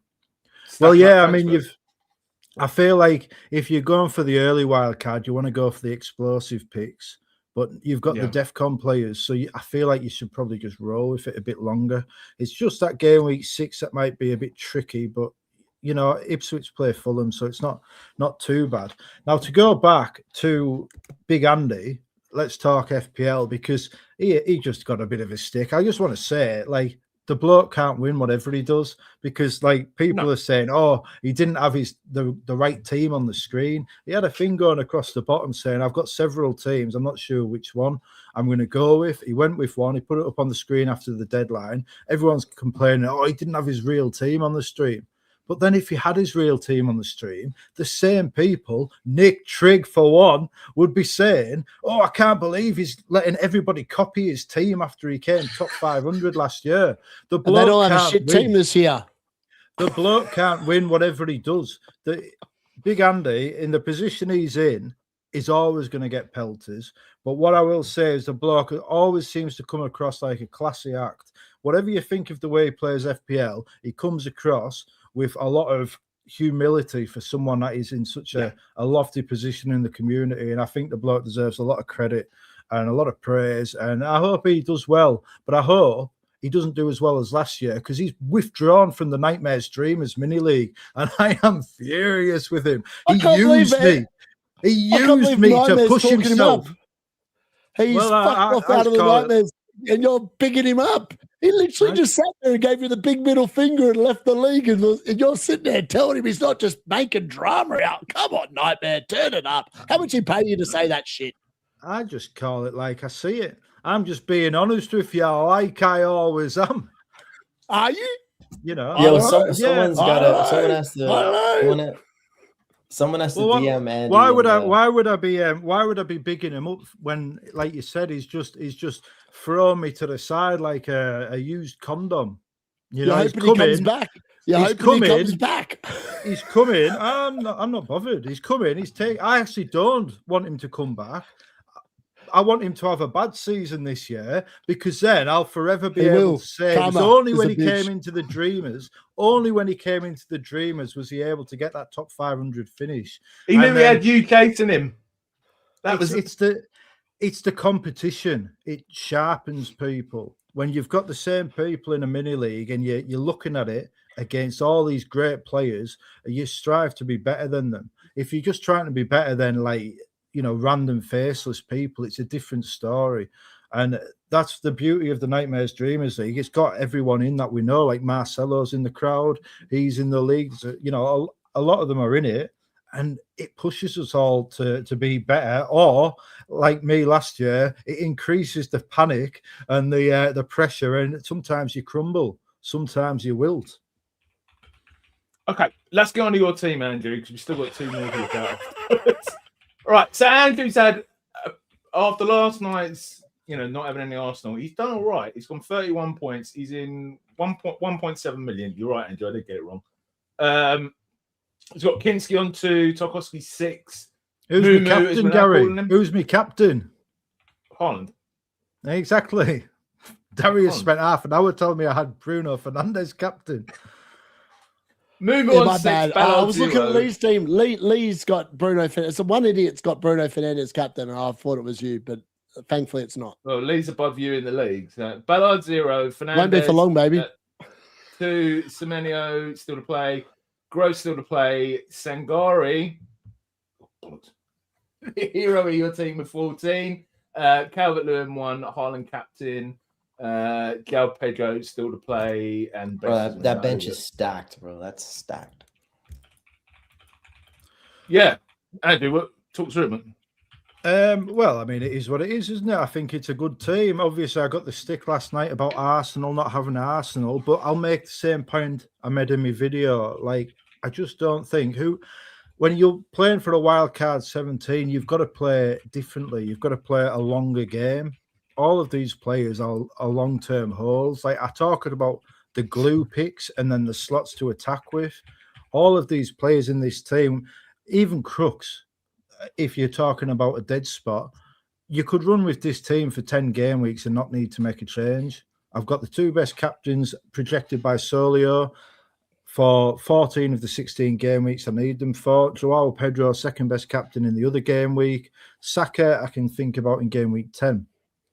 The defence, fair enough, there's no Calafiori, but I think there's no White. But I think Taco's better than all of them. I really do. I think he's worth the extra $500,000 because for what I need from him, which is 12 game weeks at least of quality, solid play, building up the points, the accumulation, I don't know if I'll get that from White. I won't get it from Mascara, and I don't know if I'll get that from Calafiori, but I do know what I'll get from Taco. Now, I've had people say this is a template team. I don't think it's a template team. Fair enough, Haaland, Calvert-Lewin, Pedro, and Fernandes and Gross. But then, like, Gross is only, he's not even that highly owned, really. 14% owned.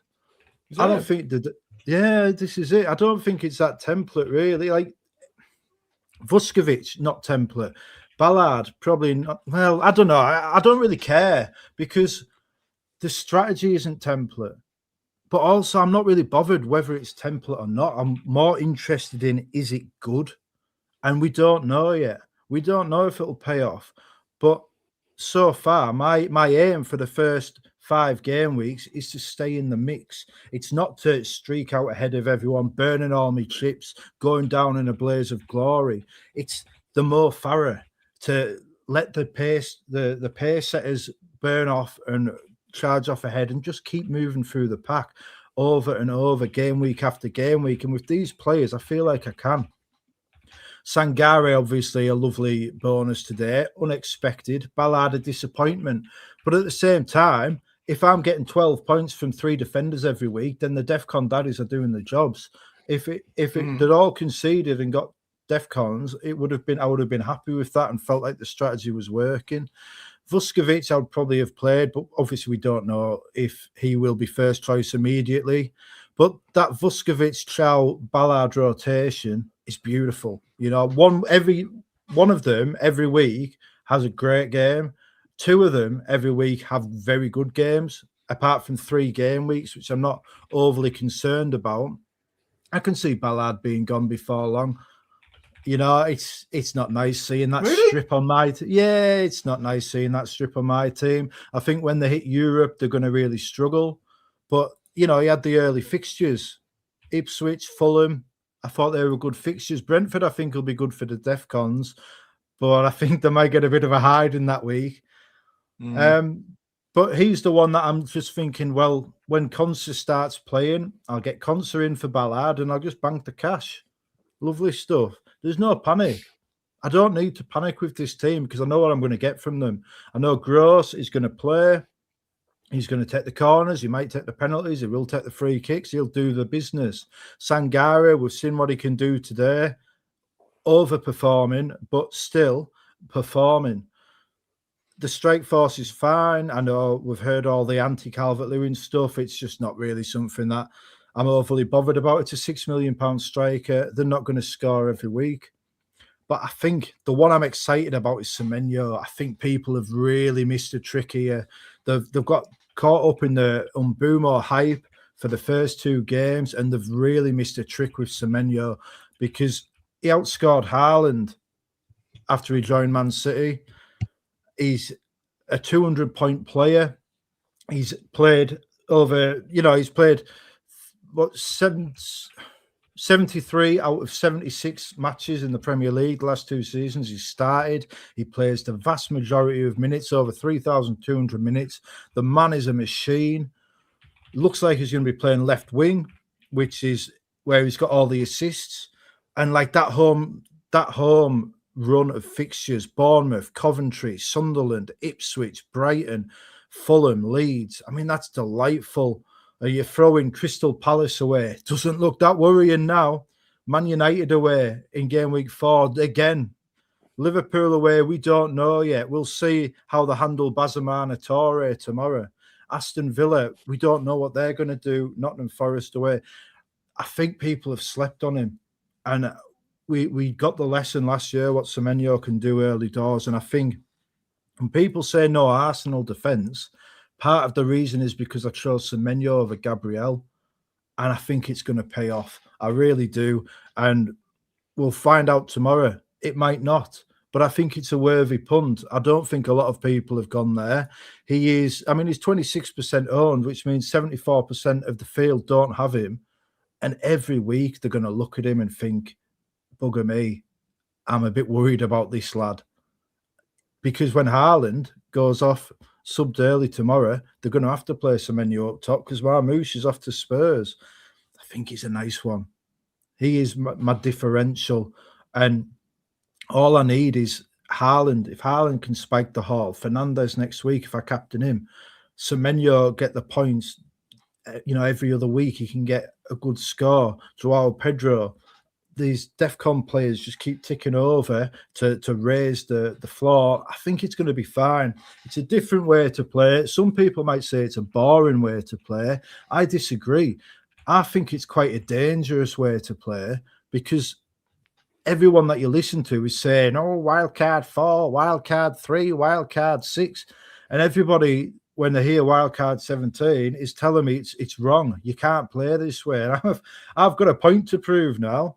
I think it's dangerous to play this way, to go against all of these experienced quality operators and say, I actually think I'm thinking for myself and I think I found a different way and I'm going to try and make it work. You lot, how can you say it's boring when I've gone without any Arsenal players? That is a challenge. That is a risky thing to do.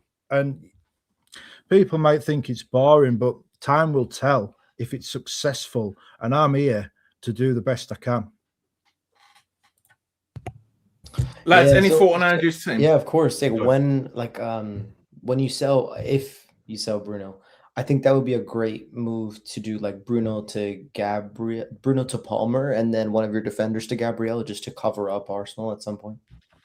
Cole Palmer won't be coming anywhere near this team, man. Bloody hell. The bloke's done now for 18 months.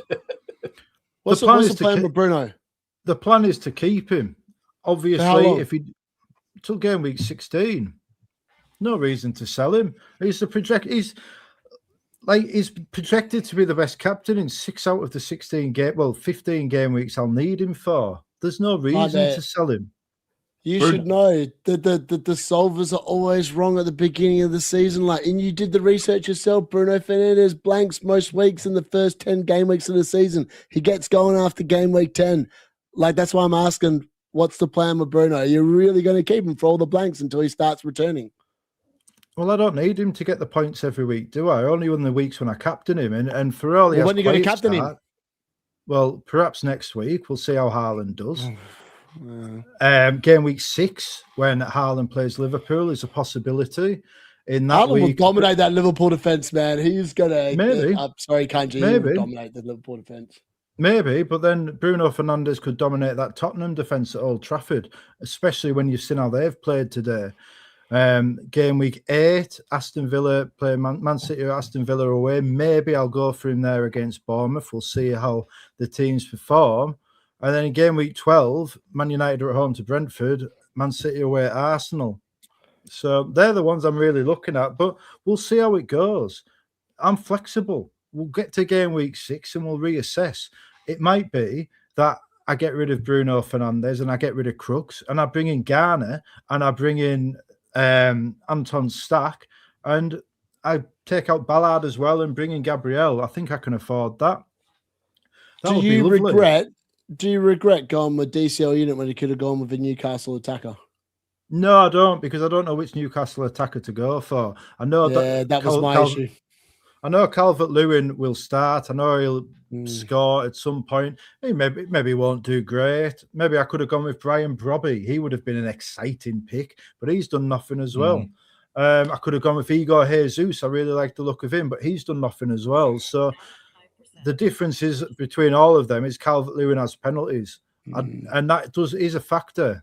Now, Newcastle, I do want Newcastle, perhaps as early as game week 3 for that home game against Bournemouth, certainly by game week 5. But will it be Calvert-Lewin out to Wissa or Osula?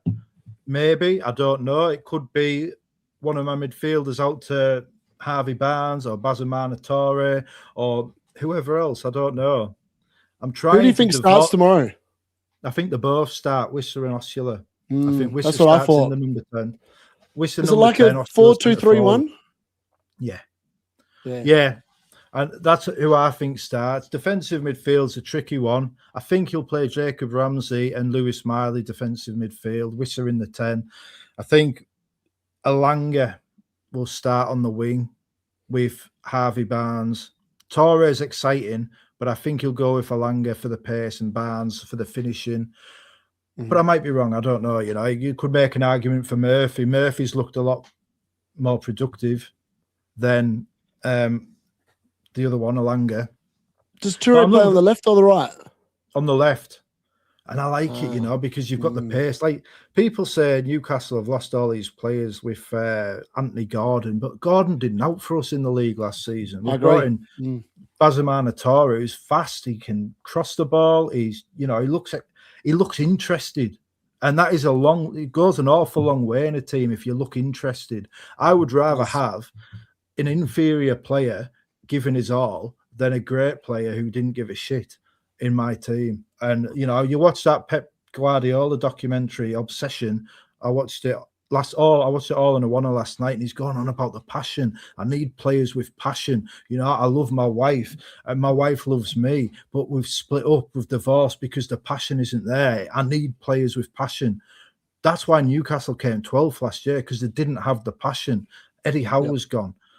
Gordon was gone. Tonali was gone. Bruno Guimaraes tried, but now it looks like he only had that passion to get himself the best move possible. I think Newcastle could surprise people. That Eisler has really impressed me with what he says. Oh, he's good. He's good. Well, I reckon it'll be good. It's not like he's a nobody. He's won the Champions League in Asia 2 years running at 38 years old. Like, however you dice that up, winning a continental competition, the biggest continental competition you're involved in 2 years running, the man's a winner. Hopefully, it's just whether it translates to the step up. But I'm excited for tomorrow and to see the team start to take shape. I think it'll be good. Yeah, the group chat's going to be popping off when Isak scores, let me tell you. Yes, we've been going for nearly 2 hours, so I want to rush through the last. I want to go on Nightmare's team really quickly, because, like, I talked about it on his channel the other day. I kind of wonder whether you regret the Ballard pick a little bit. I do. Yeah, that was Yeah, that was the one. One, because he's a Sunderland player, but also just because they've got Europe, and it was that was more of a short-term pick. Like, I'm looking at the fixtures rather than longer term, and I do think Sunderland will drop off, but it's that 100% DEFCON rate when the clean sheet. But I think I got seduced by my own rotation graphic for Brighton, Sunderland, and Newcastle. And I thought I need to get a Sunderland player in here, and maybe I could have gone without him. You know, there were other options, but I had Canvo in, and I was thinking Chris Richards. Chris Richards looked really good today, but then he only got 4 points because of the DEFCONs. Well, he didn't, 3 points. It's not the end of the world. If Ballard, if I play him at home, this is the lesson that Sunderland are still going to be an issue on the road. But if Mukiele had been fit, it would have been him somehow. Yeah. But it is what it is. I kind of wish I'd just gone with Joe Rodon and had gone for that double Leeds defence. I did consider that, but I just thought it's not worth the risk. And the goalkeepers? It is what it is. I'm not going to stress too much about goalkeepers. I think Tottenham will be fine. It might just take a few more weeks than expected to get them up and running. We'll see. You've got Malik Chow on the bench. You ended up picking him over Lewis Hall? Yes. Because Lewis Hall, Alanga's been taking the corners, and part of the appeal for Hall, for me, was the corners. Now, I think he's going to take more corners. Obviously, I don't think Alanga will play every minute. And he's got the direct free kicks. He also got quite close to DEFCONs a couple of times and in pre-season. But I just think, like, Chow got that goal in the friendly, and he's got that brace last season. He does seem he's in line to be captain. And there are these rumours of Hall going to Man United, and I do not want to end up with a Man United defender in my team. Neither do I. No, I would have liked Hall, but I think that's just maybe a bit of playing, like, trusting the DEFCONs rather than trusting the projections a bit more as well. Okay. Yeah, I don't know everything. I'm not like some master predictor. I'm just trying to be good at the game and trying to defer to other people in places, like with Sangari, where I deferred to Alex Volo's research. Yeah, and it's not just about mimicking solely or anything. It's about trying to bring in these outside influences and use them to make myself better. I'm trying to put the soul in Solio. Andrew, I want to say I'm just glad you ended up on Chow. Like, we talked since game week 32. Last year I was telling you about a Newcastle defender. I'm glad. I think you picked the best one. So let's see how it goes. I tell you what, my big disappointment is, and that's that Newcastle fans haven't come up with a chant for him based around the Mr. Plough song from The Simpsons. Malik Chow, that's his name. That name again is Malik Chow. How is that not his chant? Like, it would be ace. Okay, let's have a quick look at Punk teams and Trig's teams. We're not going to spend too long on these lads because we're going for ages. Lazy idiot, the captain Bruno. Yeah, so Lee has got 38 points. He's on bench boost, which I didn't realise. Kinski 2, Calafiori 9, Maguire 1, Moo, as we call him on this channel, 6. Bruno, captain 4, and Burmo 2, Lefay 2. Say the name for me, lads. I've had 5 or 6 pints now. Muraremovic. No, Solis. 6. Calvert-Lewin 1, Haaland, João Pedro. And his bench boost is for Bruggen, Gross, Robertson, Diop. I mean, this makes me feel better about my bench boost. I've got to say, lads. Yeah, I think Lee's team's fucked. He probably needs to rate for next year to begin again. Yeah, Douglas Spurs defense is wild. I mean, I understand it. I honestly understand it. At the same time, it's wild. So let's hope it turns out nice eventually. Let's have a quick look at Trig's team. Robertson. I had Robertson in my team briefly in the deadline show. People go, don't have Spurs double defense, and thank God I didn't go there.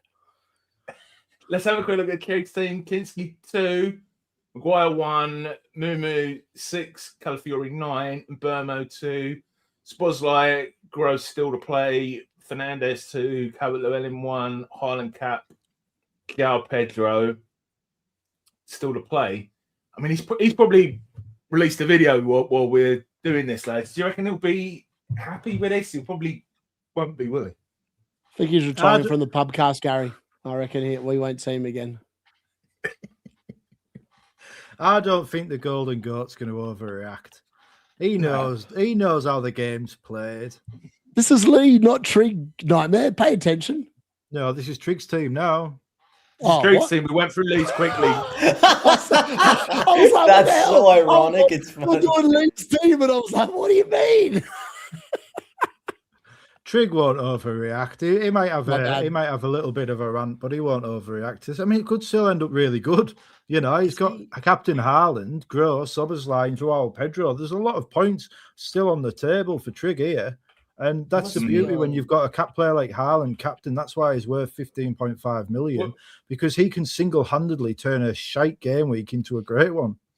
We know what Trig's like. He will overreact and then he'll calm down and he'll be.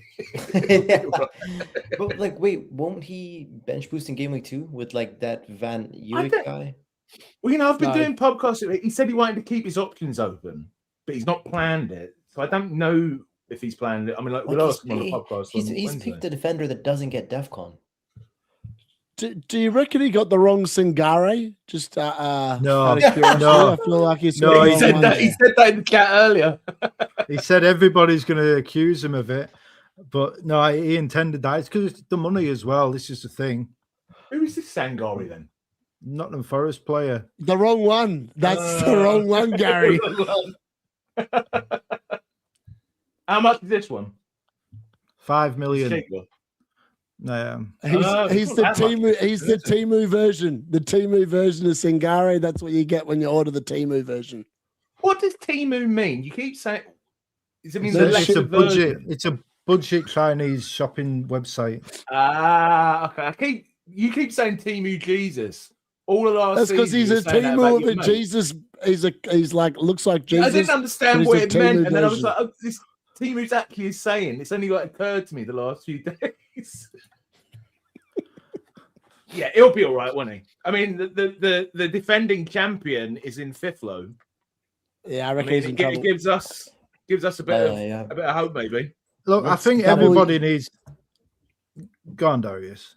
Double United attack is a significant issue, I think. And then obviously, again, I look at the DCL unit and I go, "What's wrong with people? I don't know what they're watching, but it's not football."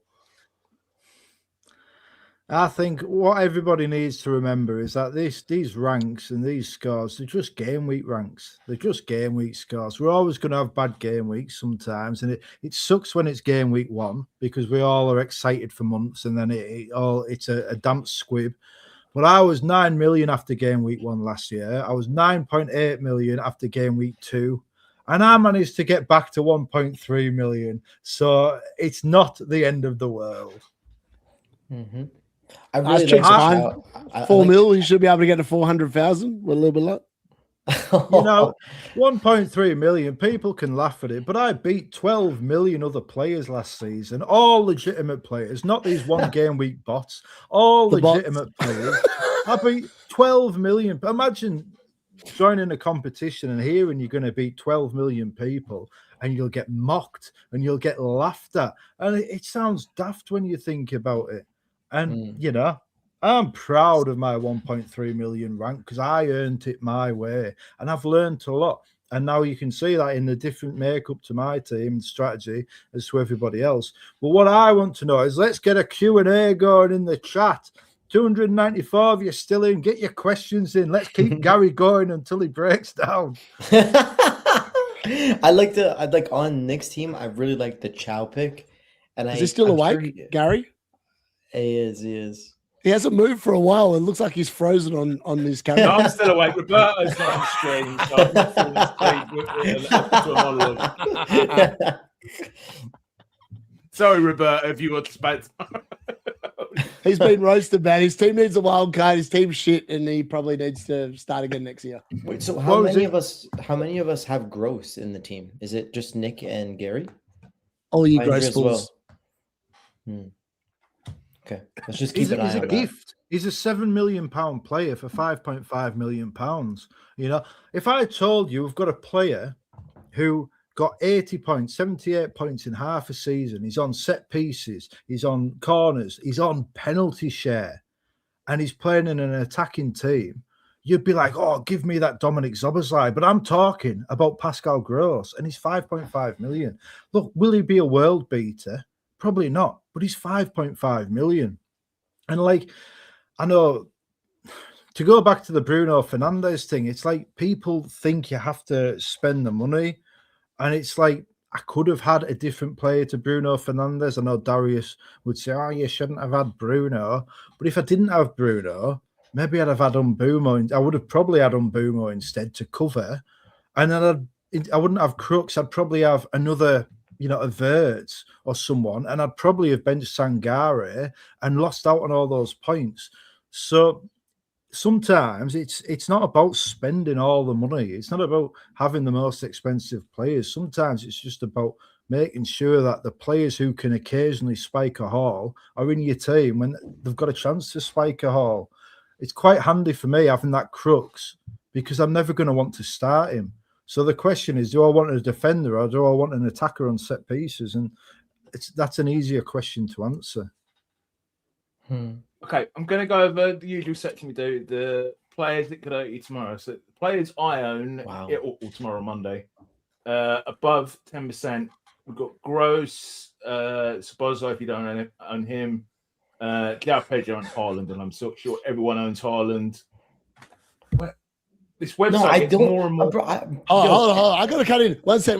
This guy, Aaron Vest, he's 36 years old and couldn't do anything against trauma. So I'm going to talk on that. So last season, right, I was super fit. I played, hold on, the guy in your chat, Gary, if you read the chat. Essentially last year, I played AFL and I was super fit, right? And I had no injuries all season. I was 38 years old. This year, I'm 39. I had one injury in preseason, and it's literally been a litany of injuries, one after the other, for the entire season. I've barely been able to get fit. So, like, I'm sitting there, I'm like going, he's 35 years old, one injury, and he's absolutely cooked. He's cooked. I know this because I'm mid-30s playing 2 games a week, and I'm telling you, that guy is going to be cooked within 5 weeks. The counter-argument, of course, is that Lionel Messi just dragged a terrible Argentina to the World Cup final single-handedly at 39. So I'd argue Infantino dragged him over the line with some dodgy decisions as usual. Well, maybe, but there's always dodgy decisions in football. You know, I think Gross isn't a player that's known for explosive pace or for, you know, dribbling past people. He gets the ball, he moves it on, and he takes set pieces. Like, he's going to be fine. Messi I don't understand why a 5.5 million set piece taking machine causes such opprobrium in the community when people he's have old. him. Yeah, but if you don't think he's a good pick, then just let other people have him. You know? I did. Like, I'm not going to talk. Him, I don't. Yeah, that's fine. Huh? You know, you've got Diego Dallo and I've got Miramovic, and you know, sometimes we get them right and sometimes we get them wrong. We do. That's the way it is. You know, we can't get every decision right. Pascal Gross will get enough points. Like you said, you're at the peak of your fitness when you were 38, Darius. Gross has got another 3 years in him. Maybe he does. Lads, these are the players that can hurt me tomorrow. Not really that worried. I'm just going to look at 20% owned them all around. O'Reilly, Virgil, Guehi, Semenyo, 27%. I mean, the only one that's really highly owned there, Bert's 12, Palmer 10, Isaac 21, Watkins. The only one I'm really worried about here is Semenyo. Exactly. That is my point. This is what I was saying when I got Semenyo in over that Arsenal defender in Gabriel. Every week you're going to be looking at him thinking, bloody hell, Semenyo could go off here. every single week. I didn't want to be dealing with that because he hurt my rank. We did this every week last year, and he was the one who destroyed my rank every time. If he was still to play, I knew I was going to get red out. Directly right. It's for me. The game is as much about emotion management as it is about team management. That's why when I look at Lee with FPL Punk with Bruno Fernandes captain, I understand it, because if he's got Haaland captain or whoever, he's watching Man United hoping Bruno blanks, and that's not a nice position to be in as a fan for me. I'm the same with Newcastle players. And Semenyo is the one that's going to cause me the most stress. So I just get him in my team. Like Arsenal defence, you could have 2 Arsenal defenders and you're still going to be stressing about the people that have 3 players from Arsenal. So there's no joy, owning Arsenal defenders to me, because there's always somebody with that third. Bloody Darius has almost got 4 of them. Got 4, I know one lad who set his team up with Konsa and Bruno Guimaraes in like a month ago. He's got 5 Arsenal players. Like, it's just like, I feel Arsenal is a very safe way to play the game, but for a good reason. They're a good defence. They're a good team. Well, they're the best team. They're the champions. I'm kind of losing my train of thought, but yeah, like emotion management. My team probably not going to spike those extreme highs every week. Probably not, obviously Sangare has been a delight today, but I'm only on 31 points. It's not like I've got 76 points or anything. I'm not going to spike those extreme highs, but I'm also probably not going to get them crushing lows, the ones where I sat there at home sulking, not wanting to talk to my wife because everything's gone wrong and I'm pissed off with the game. It'll be fine. Like, I'll get it and Andrew, question, what's your, if you've got an approach to hits this year? Because that can really increase the negativity if it goes wrong, can't it? Well, I'm looking forward to taking a -12 in game week 6 and making 8 transfers. You can buy a wild card with 12 points nowadays if you roll 5 transfers. No, I'm not planning hits. I never plan hits. If I see an opportunity, I'll take them like always. Might be that next week I'll think, Zolis and Stack, that's better than Bruno and Crooks, and I'll get them both in. We'll just see. But I don't think I'll need them. I think my team's solid enough. My team is loaded with players that are hard to sell. Like, you have to make a very good argument against any of them to sell them, and that's good because it reins in my worst instincts. Lads, I'll move on to the last section, the new section of the show, the price rise thing, right? Do you reckon this is broken? Because last season, I remember we did the stream. I think Roberto was here, Darius was here. Remember Reinders? He was massively set to go up in price. According to this, the new predictor, so we've only got an hour to go. Highest predicted sell is Martinelli, but only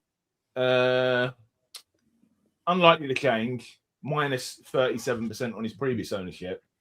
Most likely to rise, Calafiori, unlikely to change, plus 35.9%. Either there are a lot less people making transfers, or they've changed the transfer algorithm. I think it's accurate, to be honest. I think it's just going to take time. Like, this is just per day. So I think it's fine. But Reinders went up really early last year, Kanji. I'm sure he did. He may have even been the Saturday night. I also think he was super cheap. Like, he was 5.5, right? So he was, but Sangari is 5.5. I think he's got more points than Reinders did in the. Yeah, but he doesn't play for Man City though. Like, that's what you're forgetting. Plays for Brentford, unfashionable pick because he plays for an unfashionable team. I am surprised that Odegaard is neck and neck with Zolis. I think that's surprising. I honestly thought Zolis would rise tonight because he plays for Arsenal, because he looked so good, because he did the business against Man City the week before. And Arsenal have got a large fan base, and I thought, and maybe this is a good sign. Maybe this is a sign that a showcase of how engaged people are nowadays, that they're not rushing. Maybe what this website, we all thought this being on the website would drive transfers. maybe it's actually calming people down a bit. Maybe they're thinking, oh, he's 36% Calafiori. I don't need to rush to get him tonight. Whereas previously, the casuals might have been like, well, everyone's going to get Calafiori. Like we've been talking, everyone's going to get Zolis. He's going to rise two prices this week. But then you look at that, 24%. What's the rush? It's not even like approaching, is it? No, it's like it's nowhere near. And this is what's interesting to me, that showcasing it on the actual website seems to have calmed the transfer market, which is the complete opposite to what we all thought would happen. And I find that really quite interesting. Yeah. I'm really surprised. Lads, we've been going for 2 hours, 20 minutes. It's been great fun. It has been question great and fun. answers. Question and answers. I've got something to do. We're not doing questions unless it's Andrew. I will end, as always, by asking where we can find you. But please, first of all, I think we hit a record number of viewers, like 325. I think it's the highest channel's ever had. Please do like the stream and subscribe if you enjoyed it. We will be back next Saturday, probably a bit closer to the end of the kickoffs. The reason it was delayed today was because I was making my way back from Fest. So that'll be 8. And please, regather myself. The lock-in will be after the last game next Saturday. And please join me for the podcast, which I'll be finding out how Trig and Roberto, the two lads at the bottom of the podcast host league, are planning to recover as they'll both be joining me there. I can't wait to hear that. I can't wait to listen to that show back. It'll be good fun to see Roberto after today in his Agor Jay-Z, so I'm going to give him some stick about that. But lads, as always, Andrew, I mean, you've been everywhere recently. I don't think people need to know where to find you, but where can they find you, my friend? And you won't be going to the shed, will you? As Odegaard There's no reason to go to the shed. I might go and buy a new padlock for the shed and lock it up for the season, because I'm locking up this league, this PubCast host league. Nah, I'll end up in the shed. Somebody challenged me earlier to do a positive shed rant, and I'd quite like that. I think I might do that one week, maybe. We'll see. But, the more people go on at me about the shed, the less likely it is. But no, you can find me on the FPL Nightmare YouTube channel or on the socials. And I'm normally about somewhere, especially now because I'm miserable and never off my phone. And this stupid game is the only thing giving me hope for the day. And now Gary's ending the stream because he's tired, and I'm going to have to go and sit on my sofa, just me and my misery, and wait for the next time that I can find something to talk about in this wonderful game to give me just that little bit of dopamine and keep me going for a few more hours. I'm only joking. I'm fine. Yeah, FPL Nightmare. Guilt trip he's putting on me, ladies and gentlemen. Yeah, I don't mind. Kanji. But remember, we need to keep pressuring Kanji to start doing team selection videos. We do. I agree. Sure. Even Roberto has pulled his finger out and has done a few videos. I saw that. It looks so good. I liked all those videos. Except it's thumbnails. And Andrew, I did pass on your. I said to him, Andrew's been saying to him for what, a year and a half now, improve your thumbnails. And his dad said, yeah, if he doesn't want to do so, he doesn't. He is a little stubborn sometimes. He is.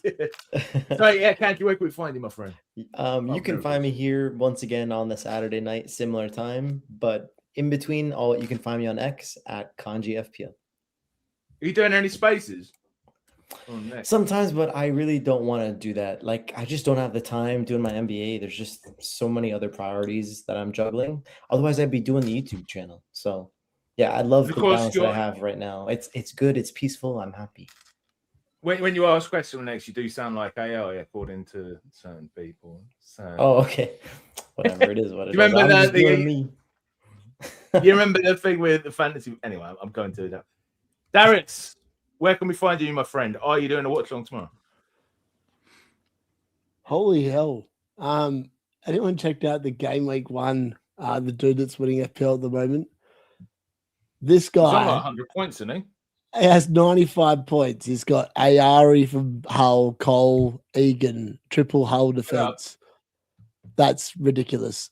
Trafford, Bogle captain, Rodon. Then he's got Dewsbury Hall and Dye and Emerson. And then he's got Zucker and Lafitte. He's got one blank on his starting 11. And then he's got Henderson, Nunes, Beto, and Mateta. I can't wait to overtake him in game week 2, but shout out to him in game week 1. Etatekma, who is Ritsu EQ, whatever his name is. That's a retarded lineup, but well done. That is insane. But fair play. Well, you say that about that whole defence, but they've done the business today, and then they've got a promoted team next week. They could do it again. Roll it again. Who's his captain? Bogle, mate. It says C above his name. And Trafford's his vice captain. That's insane. He's probably Should've planning a gone Trafford bench boost. captain.